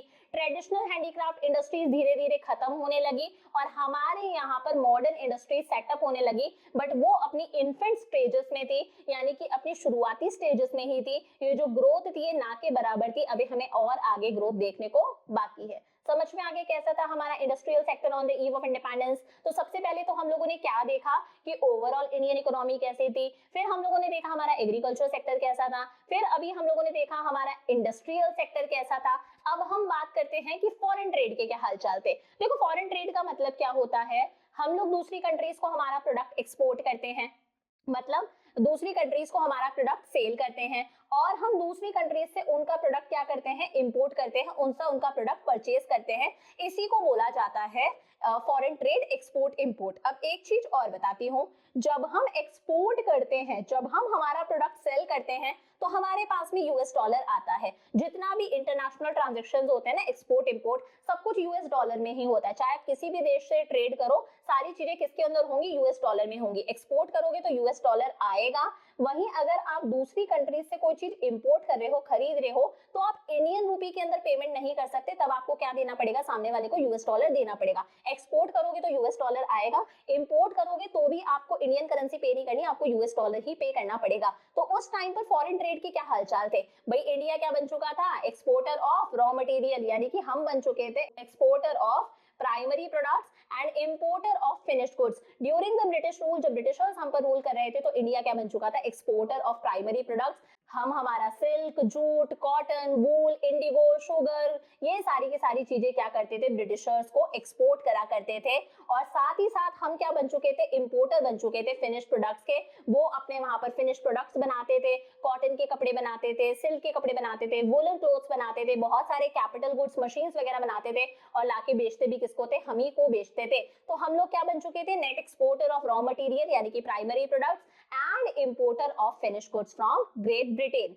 सेकंड है monopoly control of India foreign trade. ये जो इंडिया का फॉरेन ट्रेड था ना, हमारा एक्सपोर्ट इंपोर्ट था, ये तो हम यार किसी भी देश से कर सकते थे, हम चाइना से भी कर सकते थे, हम सऊदी अरेबिया से भी कर सकते थे, हम ईरान से भी कर सकते थे, किसी से भी कर सकते थे, श्रीलंका से भी कर सकते थे।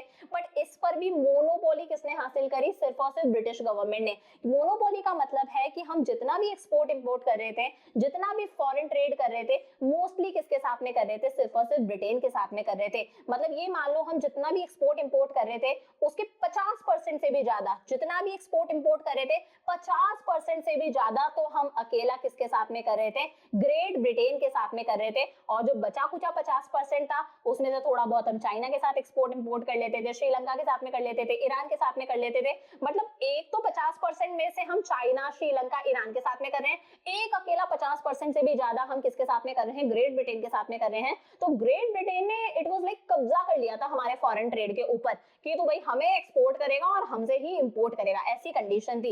India was a huge market to the British industry. India एक प्रॉपर मार्केट बन चुका था, वो प्रोडक्ट बनाते थे और लाके बेचते हम ही को थे, तो हम उनके लिए एक अच्छा खासा मार्केट बन चुके थे।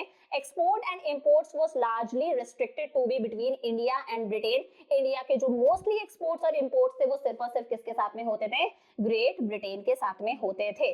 अब है surplus trade but only to benefit the British. इसी के अंदर है third point, surplus trade but only to benefit the British. इसका मतलब क्या है, देखो हमने एक्सपोर्ट करा हमारा प्रोडक्ट, हम रॉ मटेरियल एक्सपोर्ट कर रहे थे, तो हमारे पास में क्या आएगा, यूएस डॉलर आएगा। अगर हम इंपोर्ट करेंगे उनका प्रोडक्ट तो हम क्या पे करेंगे, यूएस डॉलर पे करेंगे। अब मैं कहती हूँ एक्सपोर्ट हमने 100 का करा और इंपोर्ट हमने सिर्फ 70 का करा, तो भाई एक्सपोर्ट्स ज्यादा है, यूएस डॉलर आया 100 है और गया 70 है, तो इसे बोला जाता है सरप्लस ट्रेड। क्या कहते हैं? Surplus trade. मतलब जब एक्सपोर्ट्स ज्यादा है, ठीक है, और इंपोर्ट्स कम है। एक्सपोर्ट्स ज्यादा है मतलब हमारे पास में यूएस डॉलर आया ज्यादा है बट गया हमारे पास से कम है, आया 100 यूएस डॉलर है, गया सिर्फ 70 है, तो इसे बोला जाता है सरप्लस ट्रेड। अच्छा ट्रेड, बट फिर भी ये सिर्फ किसके बेनिफिट के लिए था? ब्रिटेन के बेनिफिट के लिए था, ब्रिटिशर्स के बेनिफिट के लिए था।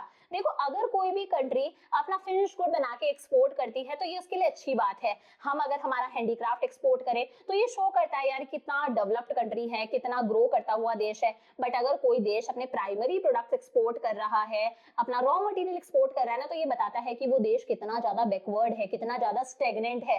तो हमारा सरप्लस ट्रेड हो रहा था, बट ये सरप्लस ट्रेड क्यों हो रहा था? क्योंकि हम प्राइमरी गुड्स एक्सपोर्ट कर रहे थे, ना कि इंडस्ट्रियल गुड्स। अगर हम इंडस्ट्रियल गुड्स एक्सपोर्ट करते, फिनिश गुड्स बना के एक्सपोर्ट करते, तो ये हमारे लिए अच्छी बात होती, बट हम प्राइमरी गुड्स एक्सपोर्ट कर रहे थे। ये शो करता है कि हम कितने ज्यादा बैकवर्ड थे।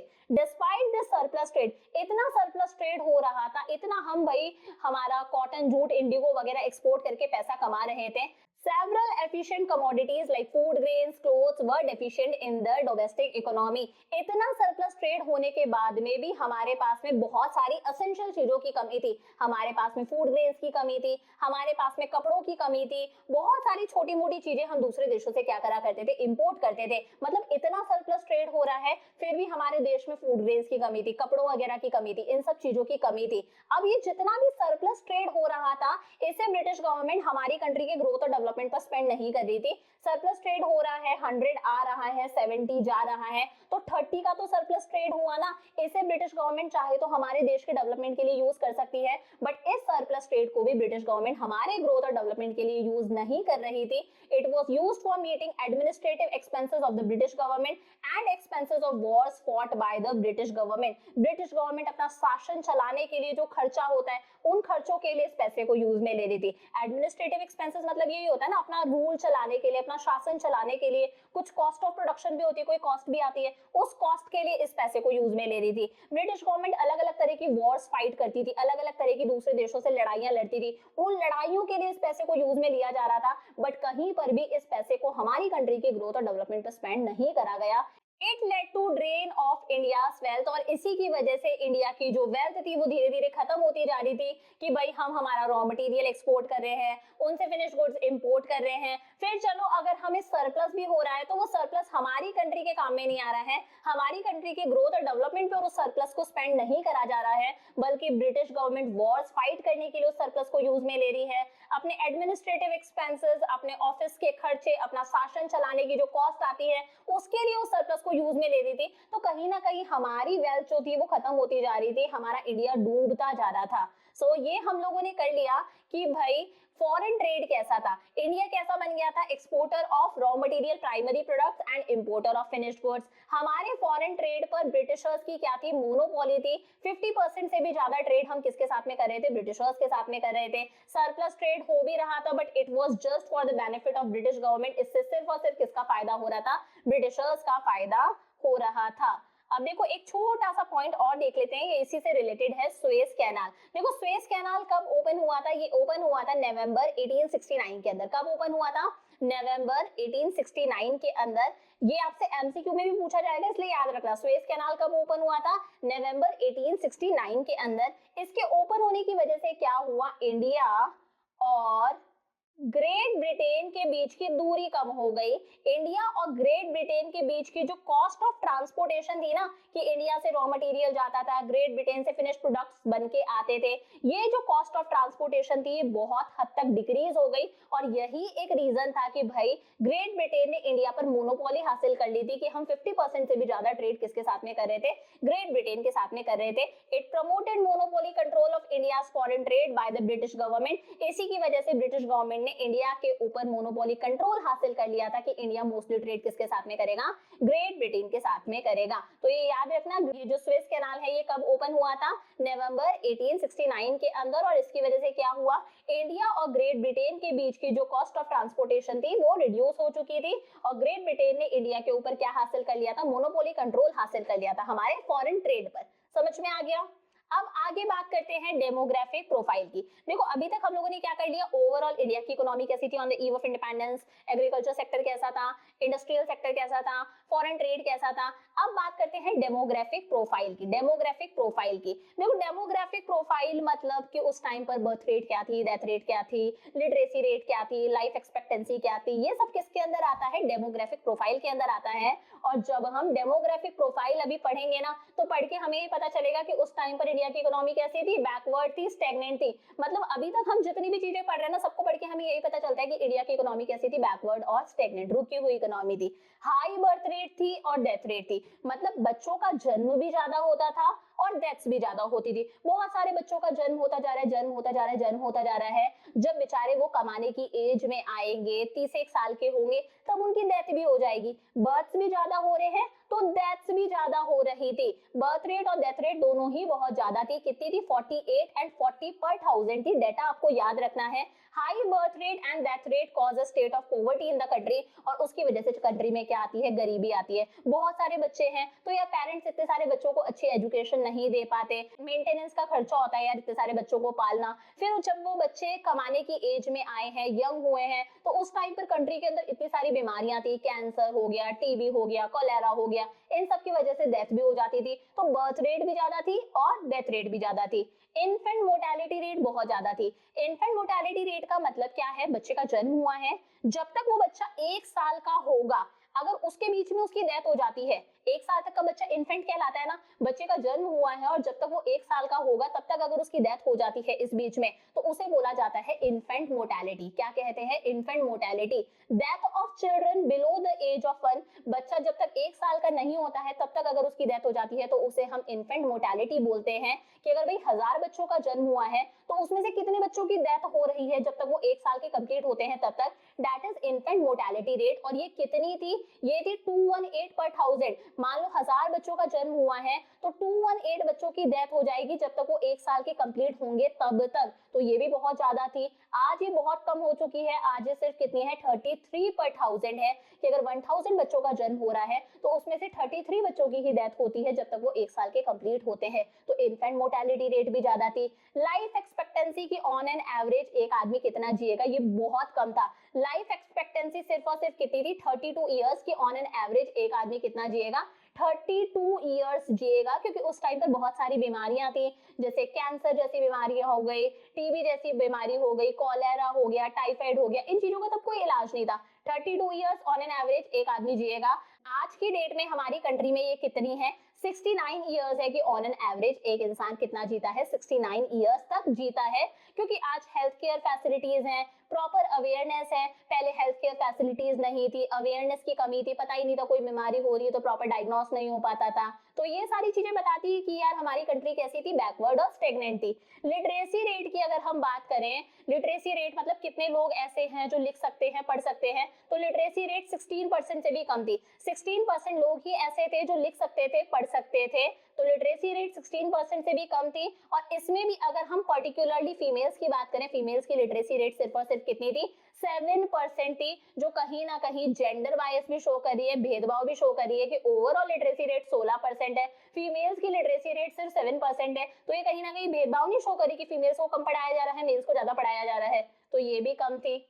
अब देखो ये तो समझ में आ गया कि डेमोग्राफिक प्रोफाइल कैसा था। बर्थ रेट ज्यादा थी, डेथ रेट ज्यादा थी, इन्फेंट मोर्टेलिटी रेट ज्यादा थी, लाइफ एक्सपेक्टेंसी कम थी, लिटरेसी रेट बहुत ज्यादा कम थी। अब बात करते हैं डेमोग्राफिक ट्रांजिशन की। किसकी, डेमोग्राफिक ट्रांजिशन की। अगेन बहुत इंपॉर्टेंट है, यहाँ से भी एग्जाम में क्वेश्चन बनता है। देखो डेमोग्राफिक ट्रांजिशन का मतलब क्या है, क्वेश्चन एग्जाम में क्या आएगा, why year 1921 is regarded as year of great divide. Year 1921 को हम बोलते हैं कि ये क्या था, ईयर ऑफ ग्रेट डिवाइड था। इसका मतलब क्या है, देखो 1921 से पहले सबसे पहली बात तो सेंसस होता है। सेंसस मतलब जनगणना होती है। हर 10 साल के अंदर अंदर पॉपुलेशन की काउंटिंग होती है। जैसे 1901 में हुई होगी, फिर उसके 10 साल बाद में 1911 में हुई होगी, फिर उसके 10 साल बाद में 1921 में हुई होगी। तो इस तरह से हर 10 साल बाद में पॉपुलेशन की काउंटिंग होती है, जिसे सेंसस बोला जाता है। अब देखो 1921 को हम बोलते हैं year of great divide. Reason क्या है, इससे पहले 1921 से पहले हमारी जो पॉपुलेशन थी वो फ्लक्चुएट होती रहती थी कि किसी एक सेंसस में इंक्रीज हो गई, फिर एक सेंसस में डिक्रीज हो गई। मतलब 10 साल में सेंसस होता है, एक सेंसस में इंक्रीज हुई, फिर डिक्रीज हो गई, फिर इंक्रीज हुई, फिर डिक्रीज हुई। बट 1921 के बाद से आज तक हमारी पॉपुलेशन पता है कभी डिक्रीज नहीं हुई, ये सिर्फ इंक्रीज ही हो रही है। एक मैं आपको दिखाती हूँ, देखो 1921 से पहले पॉपुलेशन कम थी, फिर इंक्रीज हुई, फिर डिक्रीज हुई, मतलब ये फ्लक्चुएटिंग होती थी, ऐसे चलती जाती थी। बट 1921 के बाद से आज तक देखो ये ग्राफ ऊपर ही गया है। ये ग्राफ आपको बना के नहीं आना, सिर्फ मैं आपको समझाने के लिए लिया है। ये सिर्फ ऊपर ही गया है, हमारी पॉपुलेशन सिर्फ इंक्रीज ही हुई है। This is the reason year 1921 is regarded as year of great divide. 1921 से पहले जो इंडिया की पॉपुलेशन थी वो कभी भी कंसिस्टेंट नहीं थी, वो फ्लक्चुएट होती थी कि एक सेंसस में इंक्रीज हो गई, एक सेंसस में डिक्रीज हो गई। लेकिन 1921 के बाद से आज तक हमारी पॉपुलेशन कभी डिक्रीज नहीं हुई है, सिर्फ इंक्रीज ही होती जा रही है। अगर मैं आपको डेटा बताऊं, 1901 का डेटा बताता है कि पॉपुलेशन इतने करोड़ से डिक्रीज हुई थी, ये डेटा आपको याद नहीं रखना। 1911 का डेटा बताता है कि पॉपुलेशन इतने करोड़ से इंक्रीज हुई। फिर 1921 का डेटा बताता है कि पॉपुलेशन इतने करोड़ से क्या हुई, डिक्रीज हुई। बट 1921 के बाद से आज तक हमारी पॉपुलेशन कभी डिक्रीज नहीं हुई है, वो कंसिस्टेंटली इंक्रीज ही होती जा रही है। Rising population creates a burden on maintenance investment, और इसी को बोला जाता है कि भाई 1921 क्या है, ईयर ऑफ ग्रेट डिवाइड, क्योंकि इससे पहले पॉपुलेशन फ्लक्चुएटिंग थी बट इसके बाद में कंसिस्टेंटली इंक्रीज हो रही है। अब देखो जब पॉपुलेशन बहुत ज्यादा इंक्रीज होती है ना, तो मेंटेनेंस इन्वेस्टमेंट इंक्रीज हो जाती है। भाई पॉपुलेशन को मेंटेन करना है, लॉ ऑर्डर डिफेंस पर खर्चा करना पड़ेगा, कंट्री को एक्सटर्नल फोर्सेस से बचाना होगा, आर्म्ड फोर्सेस की रिक्वायरमेंट होती है, लॉ ऑर्डर डिफेंस इन सब पे बहुत खर्चा होता है, ये होती है मेंटेनेंस कॉस्ट। तो उसकी वजह से पॉपुलेशन को मेंटेन करने की कॉस्ट इंक्रीज होती जाएगी। जब हमारा देश मेंटेनेंस कॉस्ट ज्यादा कर रहा है, जब मेंटेनेंस कॉस्ट ज्यादा है, तो ऑब्वियस सी बात है कहीं ना कहीं हम ग्रोथ से रिलेटेड इन्वेस्टमेंट नहीं कर पाएंगे। ऑब्वियस सी बात है, पैसा लिमिटेड है, इकोनॉमिक्स में हम यही पढ़ते हैं, पैसा लिमिटेड है। अब अगर हम पॉपुलेशन को मेंटेन करने पर पैसा खर्च कर देंगे तो हम कंट्री की ग्रोथ और डेवलपमेंट के लिए इन्वेस्टमेंट कैसे कर पाएंगे। High maintenance investment and low growth oriented investment is a sign of backwardness and stagnation. और अगेन भाई पॉपुलेशन को मेंटेन करने पर हम खर्चा ज्यादा कर रहे हैं, कंट्री की ग्रोथ के लिए हम खर्चा कम कर रहे हैं, ये भी अगेन क्या शो कर रहा है कि हमारा देश कैसा था, बैकवर्ड था और स्टेगनेंट था। 1951 तक तो ठीक है भाई। आगे देखो, पहले क्या हुई थी, पॉपुलेशन फ्लक्चुएटिंग थी, फिर भी 1951 तक हमारी पॉपुलेशन कोई बहुत ज्यादा इंक्रीज नहीं हुई थी, इंक्रीज हो रही थी, आप माइल्ड टू मॉडेस्ट बोल सकते हो, ठीक ठीक बोल सकते हो, अलार्मिंग नहीं थी कि चिंता वाली बात नहीं थी।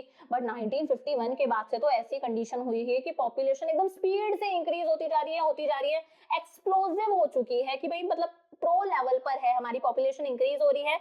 और ये हर चीज के पीछे की जड़ है, ये पॉपुलेशन इंक्रीज हो रही है तभी पॉवर्टी है, तभी अनएम्प्लॉयमेंट है, तभी सारी की सारी प्रॉब्लम्स है। तो इसीलिए हम बोलते हैं year 1921 is regarded as year of great divide. अच्छा, यहाँ पर एक छोटा सा क्वेश्चन और आता है, फर्स्ट पॉपुलेशन सेंसस कब कंडक्ट करा गया था, पहली बार जनगणना कब हुई थी, पॉपुलेशन की काउंटिंग कब हुई थी, तो ये हुई थी ईयर 1881 में। कब हुई थी, ईयर 1881 के अंदर फर्स्ट टाइम पर पॉपुलेशन सेंसस कब कंडक्ट करा गया था, ईयर 1881 में। ये जितनी भी मैं छोटी छोटी सी चीजें बताती हूँ ना, ये सारी चीजें आपके एग्जाम में एमसीक्यूज में पूछी जाएंगी, अलग अलग तरह से पूछी जा सकती है, तो ये सारी चीजें आपको आनी चाहिए। सीयूईटी अगर आप दोगे तो उसके लिए भी इन सब चीजों का पता होना जरूरी है। तो समझ में आ गया भाई कि डेमोग्राफिक प्रोफाइल कैसा था, डेमोग्राफिक ट्रांजिशन हम लोगों ने पढ़ लिया। अब बात करते हैं ऑक्यूपेशनल स्ट्रक्चर की। देखो ऑक्यूपेशनल स्ट्रक्चर का मतलब है हमारी कंट्री की जो वर्किंग पॉपुलेशन है उसे डिवाइड कर दो आप, कि भाई हमारी कंट्री की जितनी भी वर्किंग पॉपुलेशन है, जो भी लोग काम धंधा करते हैं, उनको डिवाइड कर दो कि कितने लोग प्राइमरी सेक्टर में हैं, कितने लोग सेकेंडरी सेक्टर में हैं और कितने लोग टर्शरी सेक्टर में हैं, उसे बोला जाता है ऑक्यूपेशनल स्ट्रक्चर। प्राइमरी सेक्टर का मतलब जानते हो ना, प्राइमरी सेक्टर का मतलब होता है जहां से हमें बेसिक रॉ मटेरियल मिले। फॉर एग्जांपल एग्रीकल्चर से रॉ मटेरियल मिलता है, एग्रीकल्चरल लेबर हो गया हमारे पास में, लाइव स्टॉक फार्मिंग हो गया, फॉरेस्ट्री हो गया, फिशरीज हो गया, प्लांटेशन हो गया, माइनिंग हो गया, ये सब चीजें किसमें आती हैं, प्राइमरी सेक्टर में। प्राइमरी सेक्टर से हमें सिर्फ और सिर्फ क्या मिलता है, रॉ मटेरियल मिलता है। इसमें फार्मिंग आ गई आपकी एग्रीकल्चर, इसमें कैटल रियरिंग आ गया, पशुपालन, काऊ बफेलो वगैरह रखना, इसमें हमारा माइनिंग आ गया, फिशिंग आ गया, प्लांटेशन आ गया, फॉरेस्ट्री आ गया। तो इतनी परसेंट पॉपुलेशन 72.7% पॉपुलेशन हमारी कौन से सेक्टर में इंगेज्ड थी, प्राइमरी सेक्टर में इंगेज्ड थी। सेकेंडरी सेक्टर के अंदर फिर क्या होता है, जो रॉ मटेरियल मिला है हमें प्राइमरी सेक्टर से, उसे कन्वर्ट करा जाता है फिनिश्ड गुड्स के अंदर। तो हमारे सेकेंडरी सेक्टर में आ जाती हैं हमारी इंडस्ट्रीज, फैक्ट्रीज वगैरह, जहां पर रॉ मटेरियल को फिनिश्ड गुड्स में कन्वर्ट करा जाता है। स्मॉल स्केल इंडस्ट्रीज आ गई, लार्ज स्केल इंडस्ट्रीज आ गई, बिल्डिंग कंस्ट्रक्शन होता है, डैम्स वगैरह बनाते हैं, रोड्स बनाते हैं, घर वगैरह बनाते हैं, बिल्डिंग्स बनाते हैं, ये सारी चीजें किसमें आती हैं, सेकेंडरी सेक्टर के अंदर। तो 10.1% पॉपुलेशन हमारी कौन से सेक्टर में थी, सेकेंडरी सेक्टर के अंदर थी। और टर्शरी सेक्टर में 17.2% पॉपुलेशन थी। टर्शरी सेक्टर बेसिकली हमारा सर्विस वाला सेक्टर है, जहां पर हमारी टीचर की सर्विस होती है, बैंकिंग की सर्विस होती है, इंश्योरेंस की सर्विस होती है, कम्युनिकेशन सर्विस हो गई, ये सारी की सारी चीजें किसमें आती है, टर्शरी सेक्टर में। ट्रेड एंड कॉमर्स हो गया हमारा, सेल और परचेज से रिलेटेड चीजें, ट्रांसपोर्ट, स्टोरेज, कम्युनिकेशन हो गया, ये सारी अदर सर्विसेज, जितनी भी बैंकिंग सर्विसेज होती हैं, जितनी भी इंश्योरेंस सर्विस होती हैं, डॉक्टर की सर्विस होती हैं, लॉयर की सर्विस होती हैं, ये सब किसके अंदर आती हैं, टर्शरी सेक्टर में। तो ऑक्यूपेशनल स्ट्रक्चर का मतलब है सिर्फ ये देखना कि कितनी परसेंट पॉपुलेशन प्राइमरी सेक्टर में है, कितनी परसेंट पॉपुलेशन सेकेंडरी सेक्टर में है, और कितनी परसेंट पॉपुलेशन हमारी टर्शरी सेक्टर में है। और इसे देखकर समझ में आता है कि नंबर 1 पर कौन था, प्राइमरी सेक्टर। 72.7% पॉपुलेशन हमारी कौन से सेक्टर में थी, प्राइमरी सेक्टर में। मतलब ये लोग बेसिकली किस पर डिपेंडेंट थे, एग्रीकल्चर सेक्टर पे डिपेंडेंट थे, खेती बाड़ी पर डिपेंडेंट थे अपनी फैमिली का पेट भरने के लिए। सेकंड नंबर पर आता है टर्शरी सेक्टर, और थर्ड नंबर पर आता है हमारा सेकेंडरी सेक्टर। वही लिखा है।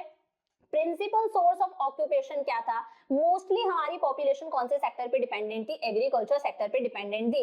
इंडिपेंडेंस से पहले जब ब्रिटिशर्स हम पर रूल कर रहे थे, 72.7% पॉपुलेशन हमारी एग्रीकल्चर सेक्टर पे डिपेंडेंट थी। देखो, अगर किसी कंट्री के अंदर ज्यादा से ज्यादा पॉपुलेशन टर्शरी सेक्टर पर या फिर सेकेंडरी सेक्टर पर डिपेंडेंट हो, तो माना जाता है वो देश क्या है, ग्रो कर रहा है। बट अगर ज्यादा से ज्यादा पॉपुलेशन एग्रीकल्चर सेक्टर पे डिपेंडेंट है, तो ये शो करता है कि वो कंट्री क्या है, बैकवर्ड है। वहीं अगर हम एडवांस्ड कंट्रीज की बात करें ना, उस वक्त की बात करें, तो इंग्लैंड और अमेरिका में सिर्फ 2% पॉपुलेशन एग्रीकल्चर सेक्टर में एंगेज्ड थी। मतलब सिर्फ 2% पॉपुलेशन इंग्लैंड और अमेरिका में एग्रीकल्चर सेक्टर में एंगेज्ड थी। जापान में सिर्फ 12% पॉपुलेशन एग्रीकल्चर सेक्टर पे एंगेज्ड थी। जर्मनी में सिर्फ 4%, और हमारे यहाँ पर 72.7% पॉपुलेशन एग्रीकल्चर सेक्टर में एंगेज्ड थी। तो ये बताता है इंडिया कैसा था, बैकवर्ड था। इंडस्ट्रियल सेक्टर की अगर हम बात करें, तो इंडस्ट्रियल सेक्टर क्या है, इनसिग्निफिकेंट सोर्स ऑफ ऑक्यूपेशन था, क्योंकि बहुत कम लोग ही इंडस्ट्रियल सेक्टर में थे। सिर्फ 10% पॉपुलेशन ही हमारी इंडस्ट्रियल सेक्टर में एंगेज्ड थी। तो इंडस्ट्रियल सेक्टर ज्यादातर लोगों को काम नहीं दे रहा था। On the eve of independence पीछे हम लोगों ने कितना देखा, 10.1, ये कितना है हमारे पास में, 10.1% पॉपुलेशन ही ऐसी थी जो इंडस्ट्रियल सेक्टर में एंगेज्ड थी। ये भी मैं पर्टिकुलरली किसकी बात कर रही हूँ, मैन्युफैक्चरिंग इंडस्ट्रीज की बात कर रही हूँ। अगर मैं स्मॉल स्केल और लार्ज स्केल इंडस्ट्रीज की बात करूँ, मतलब सिर्फ 9% पॉपुलेशन ही ऐसी थी जो कौन से सेक्टर में एंगेज्ड थी, स्मॉल स्केल और मैन्युफैक्चरिंग इंडस्ट्रीज के अंदर एंगेज्ड थी। पीछे दे रखा है ना कि ये क्या है, small and large scale industries यानी कि मैन्युफैक्चरिंग इंडस्ट्रीज, और बिल्डिंग कंस्ट्रक्शन वगैरह, मतलब डैम्स बनवाना, रोड्स बनवाना, घर वगैरह बनाना, इसमें 1.1% पॉपुलेशन एंगेज्ड थी। जबकि अगर हम एडवांस्ड कंट्रीज की बात करें, फॉर एग्जांपल अगर मैं बात करूं यूएसए की, तो 32% पॉपुलेशन इंडस्ट्रियल सेक्टर में थी। जापान में 39% पॉपुलेशन इंडस्ट्रियल सेक्टर में थी। इंग्लैंड में 42% पॉपुलेशन। तो वह ये बताता है कि इंडियन इकोनॉमी कैसी थी, बैकवर्ड थी बिफोर इंडिपेंडेंस, क्योंकि हमारी मोस्टली पॉपुलेशन एग्रीकल्चर सेक्टर में एंगेज्ड थी। इंडस्ट्रियल सेक्टर में सिर्फ 10% पॉपुलेशन एंगेज्ड थी। फिर है अनबैलेंस्ड ग्रोथ। ग्रोथ हो रही थी, बट ये ग्रोथ कैसी थी, अनबैलेंस्ड थी। Growth is said to be balanced when all the sectors of the economy are equally developed. जब तीनों सेक्टर बराबरी से ग्रो कर रहे हैं, प्राइमरी सेक्टर भी बराबर है, सेकेंडरी सेक्टर भी बराबर है, टर्शरी सेक्टर भी बराबर है, उस ग्रोथ को बैलेंस्ड बोला जाता है। यहाँ पर देखो, एग्रीकल्चर सेक्टर तो ग्रो कर रहा था क्योंकि 72% पॉपुलेशन एग्रीकल्चर में थी, बट सेकेंडरी सेक्टर और टर्शरी सेक्टर अपनी इनिशियल स्टेजेस के अंदर ही था, शुरुआती स्टेजेस में ही था, अभी इसने वो ग्रोथ देखी नहीं थी। तो अनबैलेंस्ड ग्रोथ थी। Insignificant transition from agriculture to industry. देखो, जैसे ही हम लोग एग्रीकल्चर सेक्टर से इंडस्ट्रियल सेक्टर पर शिफ्ट करते हैं, माना जाता है कंट्री क्या कर रही है, ग्रो कर रही है। बट हमारे यहाँ ट्रांजिशन बहुत कम था। स्टिल एग्रीकल्चर सेक्टर में इतना परसेंट पॉपुलेशन थी, इंडस्ट्रियल सेक्टर में सिर्फ इतनी सी ही थी।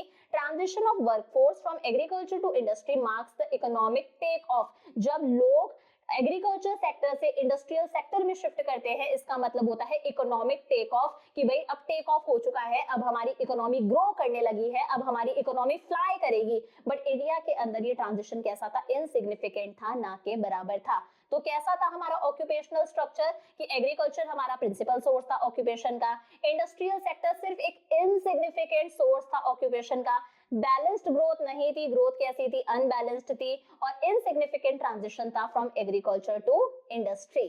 अब देखो इंफ्रास्ट्रक्चर की अगर हम बात करें, हम धीरे धीरे बस अब चैप्टर को एंड करें, चैप्टर एंड पर आ गया है कि इंफ्रास्ट्रक्चर में आ जाता है ट्रांसपोर्ट हो गया, रेलवेज हो गया, रोडवेज हो गया, ये सारी चीजें, कम्युनिकेशन हो गया, बैंकिंग और इंश्योरेंस की फैसिलिटीज हो गई, पावर सप्लाई वगैरह हो गया, एजुकेशनल और हेल्थ केयर फैसिलिटीज हो गई, ये सारी चीजें किसमें आती हैं, इंफ्रास्ट्रक्चर में आती हैं। अगर इंफ्रास्ट्रक्चर हमारा मजबूत होगा तो कंट्री ग्रो करेगी, इंफ्रास्ट्रक्चर मजबूत नहीं है तो कंट्री धीरे धीरे डाउन जाएगी। ये इंफ्रास्ट्रक्चर ही तो है जो एक बेस प्रोवाइड करता है, अगर इंफ्रास्ट्रक्चर अच्छा है तो कंट्री ग्रो करेगी, इंफ्रास्ट्रक्चर अच्छा नहीं है तो कंट्री धीरे धीरे डाउन जाती है। तो ये सारी चीजें किसमें आती हैं, इंफ्रास्ट्रक्चर के अंदर आती हैं। देखो ये जो ट्रांसपोर्ट हो गया, कम्युनिकेशन हो गया, बैंकिंग एंड इंश्योरेंस की फैसिलिटीज, पावर सप्लाई, इन्हें बोला जाता है इकोनॉमिक इंफ्रास्ट्रक्चर। किसमें आती है ये, इकोनॉमिक इंफ्रास्ट्रक्चर। वही एजुकेशन हो गया, हेल्थ केयर फैसिलिटीज हो गई, या फिर हम ट्रेनिंग बोल सकते हैं, ये सब किसके अंदर आता है, सोशल इंफ्रास्ट्रक्चर। किसमें आता है, सोशल इंफ्रास्ट्रक्चर। और ये एक फाउंडेशन है हमारी कंट्री की ग्रोथ और डेवलपमेंट के लिए। अगर किसी भी देश में ये सारी चीजें अच्छी हैं तो वो कंट्री ग्रो करेगी, उस कंट्री का डेवलपमेंट होगा। अगर ये सारी चीजें कहीं ना कहीं डाउन है तो ऐसी कंट्री ग्रो नहीं करती। तो ब्रिटिश रूल के टाइम पर इंफ्रास्ट्रक्चर कैसा था, पहली बात तो ब्रिटिशर्स ने रेलवेज डेवलप करी थी, कब, 1850 के अंदर। ये उन्होंने खुद के फायदे के लिए करी थी, उन्होंने रेलवेज डेवलप करी थी ताकि वो ग्रेट ब्रिटेन से जो फिनिश प्रोडक्ट्स बना के लेकर आ रहे हैं उन्हें इंडिया के हर कॉर्नर तक पहुंचा सके। तो जाने अनजाने में, वो करना नहीं चाहते थे हमारे लिए रेलवेज डेवलप करना, बट खुद के फायदे के लिए जाने अनजाने उन्होंने हमारे लिए क्या कर दी, रेलवेज डेवलप कर दी। उन्होंने पोर्ट्स बनाए, आपने देखा होगा सी के पास में पोर्ट्स होते हैं, पोर्ट्स पर क्या होता है, पोर्ट्स के थ्रू ही शिप्स के अंदर सामान रखवाया जाता है, और शिप्स से जब सामान उतरवाते हैं तो वो भी किस पर रखवाते हैं, पोर्ट्स पे रखवाते हैं। तो ब्रिटिशर्स ने पोर्ट्स भी डेवलप करवाए थे उस टाइम पर, पोर्ट्स डेवलप करवाए ताकि हम हमारे रॉ मटेरियल को एक्सपोर्ट कर सके, ताकि हमारे यहाँ का रॉ मटेरियल जो है वो पोर्ट्स के थ्रू शिप में रखवाया जाए, और जो ब्रिटेन से फिनिश्ड गुड्स बन के आए हैं वो यहाँ तक पहुंच सके। तो उसमें पोर्ट्स का एक इंपॉर्टेंस होती है, शिप्स में सामान रखवाना है, शिप से उतार के पोर्ट पर सामान रखना है। तो क्यों बनवाया गया, ताकि हम रॉ मटेरियल एक्सपोर्ट कर सके और उनसे फिनिश्ड गुड्स हम क्या कर सके, इंपोर्ट कर सके। ब्रिटिशर्स ने पोस्ट और टेलीग्राफ की फैसिलिटीज भी डेवलप करी। ये कम्युनिकेशन के कुछ साधन थे, ये उन्होंने हमारे लिए नहीं करे थे, सिर्फ इसलिए करे थे ताकि वो आपस में उनका जो एडमिनिस्ट्रेटिव सेटअप है वो सही हो, वो जो शासन चला रहे थे वो चीज और एफिशिएंसी के साथ में हो। एडमिनिस्ट्रेटिव का मतलब यही है, वो जो हमारी कंट्री में रूल कर रहे थे, शासन चला रहे थे अपना, उनका जो ऑफिस वर्क वगैरह होता था ये एकदम स्मूथली हो सके, एफिशिएंसी के साथ में हो सके, वो आराम से एक दूसरे के साथ में कम्युनिकेट कर सके, इंफॉर्मेशन का एक्सचेंज हो सके। इसके लिए उन्होंने पोस्ट और टेलीग्राफ्स भी डेवलप करे, और साथ में उन्होंने रोड्स भी डेवलप करी। Roads were developed for transportation of raw material from different parts of the country to ports, ताकि कंट्री के अलग अलग कॉर्नर से रॉ मटेरियल लाया जाए, और रॉ मटेरियल कहां पर पहुंचाया जाए, पोर्ट्स पर पहुंचाया जाए। फिर पोर्ट से वो रॉ मटेरियल कहां पर रखवाया जाता है, शिप्स पर रखवाया जाता है, और फिर वो रॉ मटेरियल कहां पर जाता था, ग्रेट ब्रिटेन जाता था। तो उन्होंने रॉ मटेरियल ट्रांसपोर्ट करवाने के लिए रोड्स बनाई, साथ में जितना भी फिनिश गुड्स हैं उन्हें इंडिया के कॉर्नर में पहुंचाया जाए, इसके लिए भी उन्होंने रोड्स बनाई। तो ब्रिटिश रूल के टाइम पर हमारा इंफ्रास्ट्रक्चर इंप्रूव तो हुआ था, उन्होंने काफी चीजें करी, रेलवेज डेवलप करी, रोड्स डेवलप करे, पोस्ट एंड टेलीग्राफ्स हो गए, साथ में पोर्ट्स हो गए। कुछ भी उन्होंने हमारे देश के ग्रोथ और डेवलपमेंट के लिए नहीं करा था, बट जाने अनजाने उनसे हो गया, उन्होंने खुद के लिए करा था, बट कहीं ना कहीं आज भी हम लोग ये सारी की सारी चीजें यूज करते हैं। अब देखो क्वेश्चन एक आता है, was there any positive impact of British rule in India? क्या ब्रिटिश रूल का इंडिया पर कोई पॉजिटिव इम्पैक्ट पड़ा था? तो देखो यार, ब्रिटिशर्स हमारे कोई भलाई करने तो आए नहीं थे, वो हमारे देश के भले के लिए यहाँ पर नहीं आए थे। अगर हम देखेंगे कि ब्रिटिशर्स का मोटिव क्या था, उनका मेन मकसद क्या था, तो भाई उन्होंने कोई कुछ भी अच्छा नहीं करा हमारे देश के लिए। अगर हम उनके मोटिव के पॉइंट ऑफ व्यू से पढ़े ना, तो उन्होंने हमारे देश के लिए कुछ भी अच्छा नहीं करा। ब्रिटिश रूल का इंडिया पर कोई पॉजिटिव इम्पैक्ट नहीं पड़ा था। Their motive was colonial exploitation of Indian economy. उनका मकसद सिर्फ इतना था कि इंडिया को डिस्ट्रॉय करना है। कॉलोनियल एक्सप्लॉयटेशन का मतलब है जब एक देश दूसरे देश पर रूल करता है, उसके सारे के सारे रिसोर्सेज को यूज करता है, this is known as colonial rule. तो उन्होंने सिर्फ हमारा क्या करा था, कॉलोनियल एक्सप्लॉयटेशन करा था, हमारा रॉ मटेरियल ले गए, फिनिश गुड्स लाके हमें ही बेचते थे।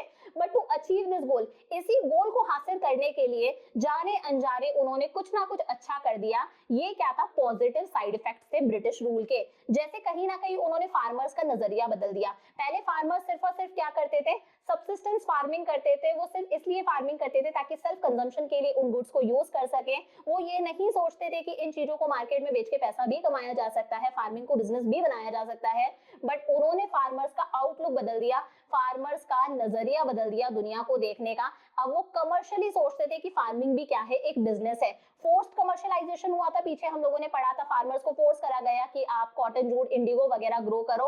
इसकी वजह से फार्मर्स का नजरिया बदल गया। The farmers started considering market price for their produce, they started considering farming as business. अब फार्मर्स अपने प्रोड्यूस की एक मार्केट प्राइस सेट करने लगे कि मुझे मेरा प्रोडक्ट इतने में बेचना है। वो अपने प्रोड्यूस को मार्केट में बेच के पैसा कमाने लगे। उन्होंने फार्मिंग को क्या बना लिया, बिजनेस बना लिया। पहले फार्मिंग क्या होता था, सिर्फ सब्सिस्टेंस के लिए होता था, पेट भरने के लिए होता था।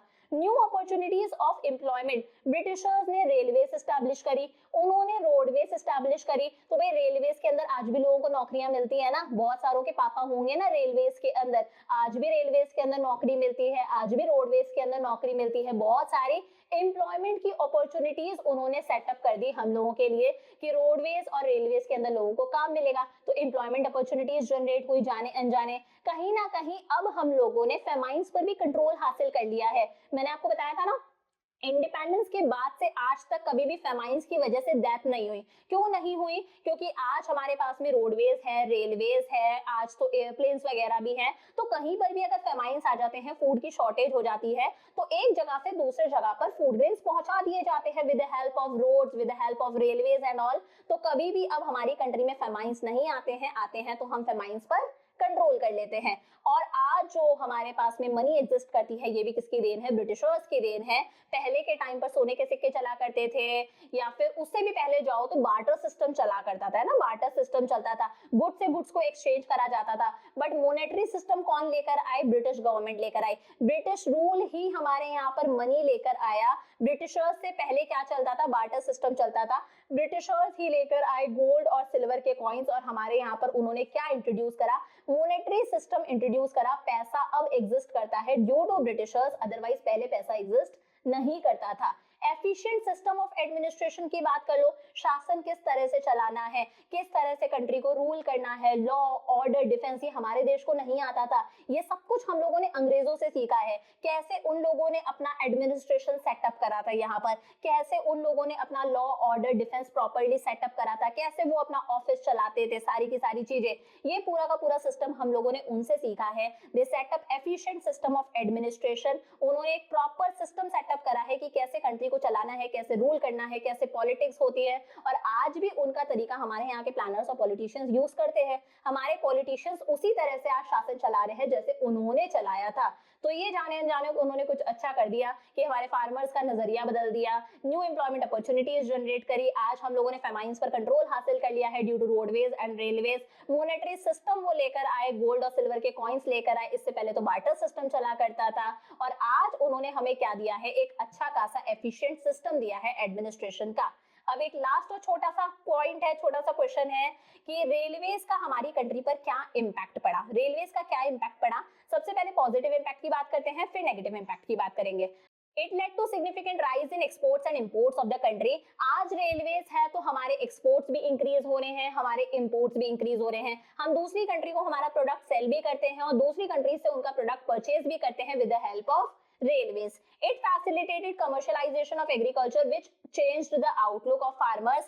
आज क्या पॉसिबल है, इसकी वजह से कमर्शियलाइजेशन ऑफ एग्रीकल्चर पॉसिबल है कि फार्मर अपने प्रोड्यूस को शहरों में लेकर आता है with the help of railways और लाके अपने प्रोड्यूस को मार्केट में बेचता है, पैसा कमाता है। ये क्यों पॉसिबल है, रेलवेज के थ्रू पॉसिबल है। फार्मर्स जो है वो गाड़ी वगैरह में तो नहीं आते हैं, बसेस भी अफोर्ड नहीं कर सकते हैं। रेलवेज थोड़ा सा चीपर सोर्स है, तो रेलवेज क्या है, एक अच्छी चीज है कि फार्मर्स आज शहरों में आके अपने प्रोड्यूस को बेच पाते हैं। कमर्शियलाइजेशन ऑफ एग्रीकल्चर पॉसिबल है क्योंकि रेलवेज एग्जिस्ट करता है। It enabled people to break the barriers of distance and undertake journeys to far off places. आज हमारे लिए मतलब सारी जगह एकदम क्लोज आ चुकी हैं। कश्मीर से कन्याकुमारी तक का जो गैप है वो एकदम छोटा होता जा रहा है। क्यों? क्योंकि हमारे पास में रेलवेज एग्जिस्ट करती है। हम ट्रेन के थ्रू कहीं भी कितनी भी दूर जा सकते हैं। तो कहीं ना कहीं डिस्टेंस कम हो गए ना, डिस्टेंस कम हो गए तो आज लोग इतनी सारी जर्नीज करते हैं, अलग अलग जगहों पर तीर्थ यात्रा करते हैं, घूमने जाते हैं, अलग अलग तरह की ट्रिप्स करते हैं। It help in controlling the spread of famines. आज हम लोगों ने फेमाइंस पर कंट्रोल हासिल कर लिया है। जहां पर भी फेमाइंस आ जाते हैं उन एरियाज तक फूड ग्रेन्स पहुंचाए जाते हैं with the help of railways. तो ये क्या था? रेलवेज का पॉजिटिव इंपैक्ट था, बट रेलवेज का कुछ नेगेटिव इंपैक्ट भी था। It led to colonial exploitation of Indian economy because primary goods could be easily transported from farms to the ports for the purpose of exports। इसकी वजह से कहीं ना कहीं ब्रिटिशर्स ने हमारा बहुत ही तरीके से एक्सप्लॉयटेशन करा। वो हमसे इजीली हमारा रॉ मटेरियल ले जाते थे, रेलवेज के थ्रू हमारा रॉ मटेरियल ले जाया जाता था, वो रॉ मटेरियल पोर्ट्स तक पहुंचता था, पोर्ट से वो रॉ मटेरियल शिप्स में रखवाया जाता था, फिर वो ग्रेट ब्रिटेन पहुंचता था। तो कहीं ना कहीं उन्होंने क्या करा? हमारा कॉलोनियल एक्सप्लॉयटेशन, हमारा शोषण करा। जो ब्रिटेन से फिनिश गुड्स बन के आते थे वो भी हमारी कंट्री के कॉर्नर कॉर्नर तक पहुंचाए जाते थे with the help of railways. और इसी की वजह से जो हमारी हैंडीक्राफ्ट इंडस्ट्रीज थी वो धीरे धीरे बंद हो गई, बर्बाद हो गई, डिस्ट्रॉय हो गई। तो ये क्या थे? रेलवेज के नेगेटिव इंपैक्ट थे। इसी के साथ में चैप्टर हमारा कंप्लीट होता है। 5 क्वेश्चन दे रही हूँ जिनका आंसर आपको मुझे कमेंट्स में करना है। Railways were introduced in India in the year, ये इंडिया है, कौन से साल में रेलवेज इंट्रोड्यूस करी गई थी? Suez canal was opened in, कब ओपन हुआ था? On the eve of independence India was a net exporter of what? Which year is regarded as the year of great divide? Identify which of the following indicates the adverse impact of British rule in India. इनमें से कौन सा point है जो show करता है कि ये ब्रिटिश रूल का इंडिया पर नेगेटिव इंपैक्ट पड़ा था? तो प्लीज इन क्वेश्चंस के आंसर्स मुझे कमेंट्स में कर देना, पीछे से देखकर मत करना, जितने याद हो उतने ही करना, क्योंकि यार मुझे भी लगना चाहिए कि अगर मैं पढ़ा रही हूँ तो आप लोग साथ साथ में पढ़ रहे हो। और बहुत एफर्ट लगता है इस तरह से वन शॉट बनाने में, एक साथ बैठ के बनाने में। एंड लिटरली यार अभी मतलब 12:15 बज रहे रात के। सो प्लीज अगर वीडियो अच्छा लगे तो देख लेना, अपने दोस्तों के साथ में शेयर कर देना, क्योंकि थोड़ा सा सपोर्ट, थोड़ा सा आप लोगों की साइड से मोटिवेशन मुझे भी मिलना चाहिए। मतलब आप लोगों के लिए शायद इतना मैटर नहीं करता होगा, बट अगर आप एक शेयर करोगे या फिर आपका एक लाइक, एक कमेंट मुझे बहुत मोटिवेशन देगा। मैं मिलती हूँ आप लोगों से नेक्स्ट क्लास के अंदर। आज हम लोगों ने पूरा हमारा चैप्टर कंप्लीट कर लिया, चैप्टर 1 वन शॉट के अंदर।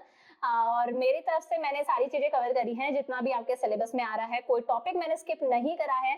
फिर भी अगर आपको लगे कि हाँ भाई कोई टॉपिक आपको समझ में नहीं आया, कुछ आपकी रेफरेंस बुक में एक्स्ट्रा दे रखा है, तो आप मुझसे कमेंट्स में पूछ सकते हो। नेक्स्ट क्लास के अंदर हम लोग करेंगे हमारा चैप्टर 2। इसके नोट्स आपको मिल जाएंगे मेरे टेलीग्राम चैनल पर, NY क्लासेस बाय नेहा जागेड़। तो पढ़ते रहो, अपनी हॉलीडेज को भी एंजॉय करते रहो। I will see you in the next class. Bye for now.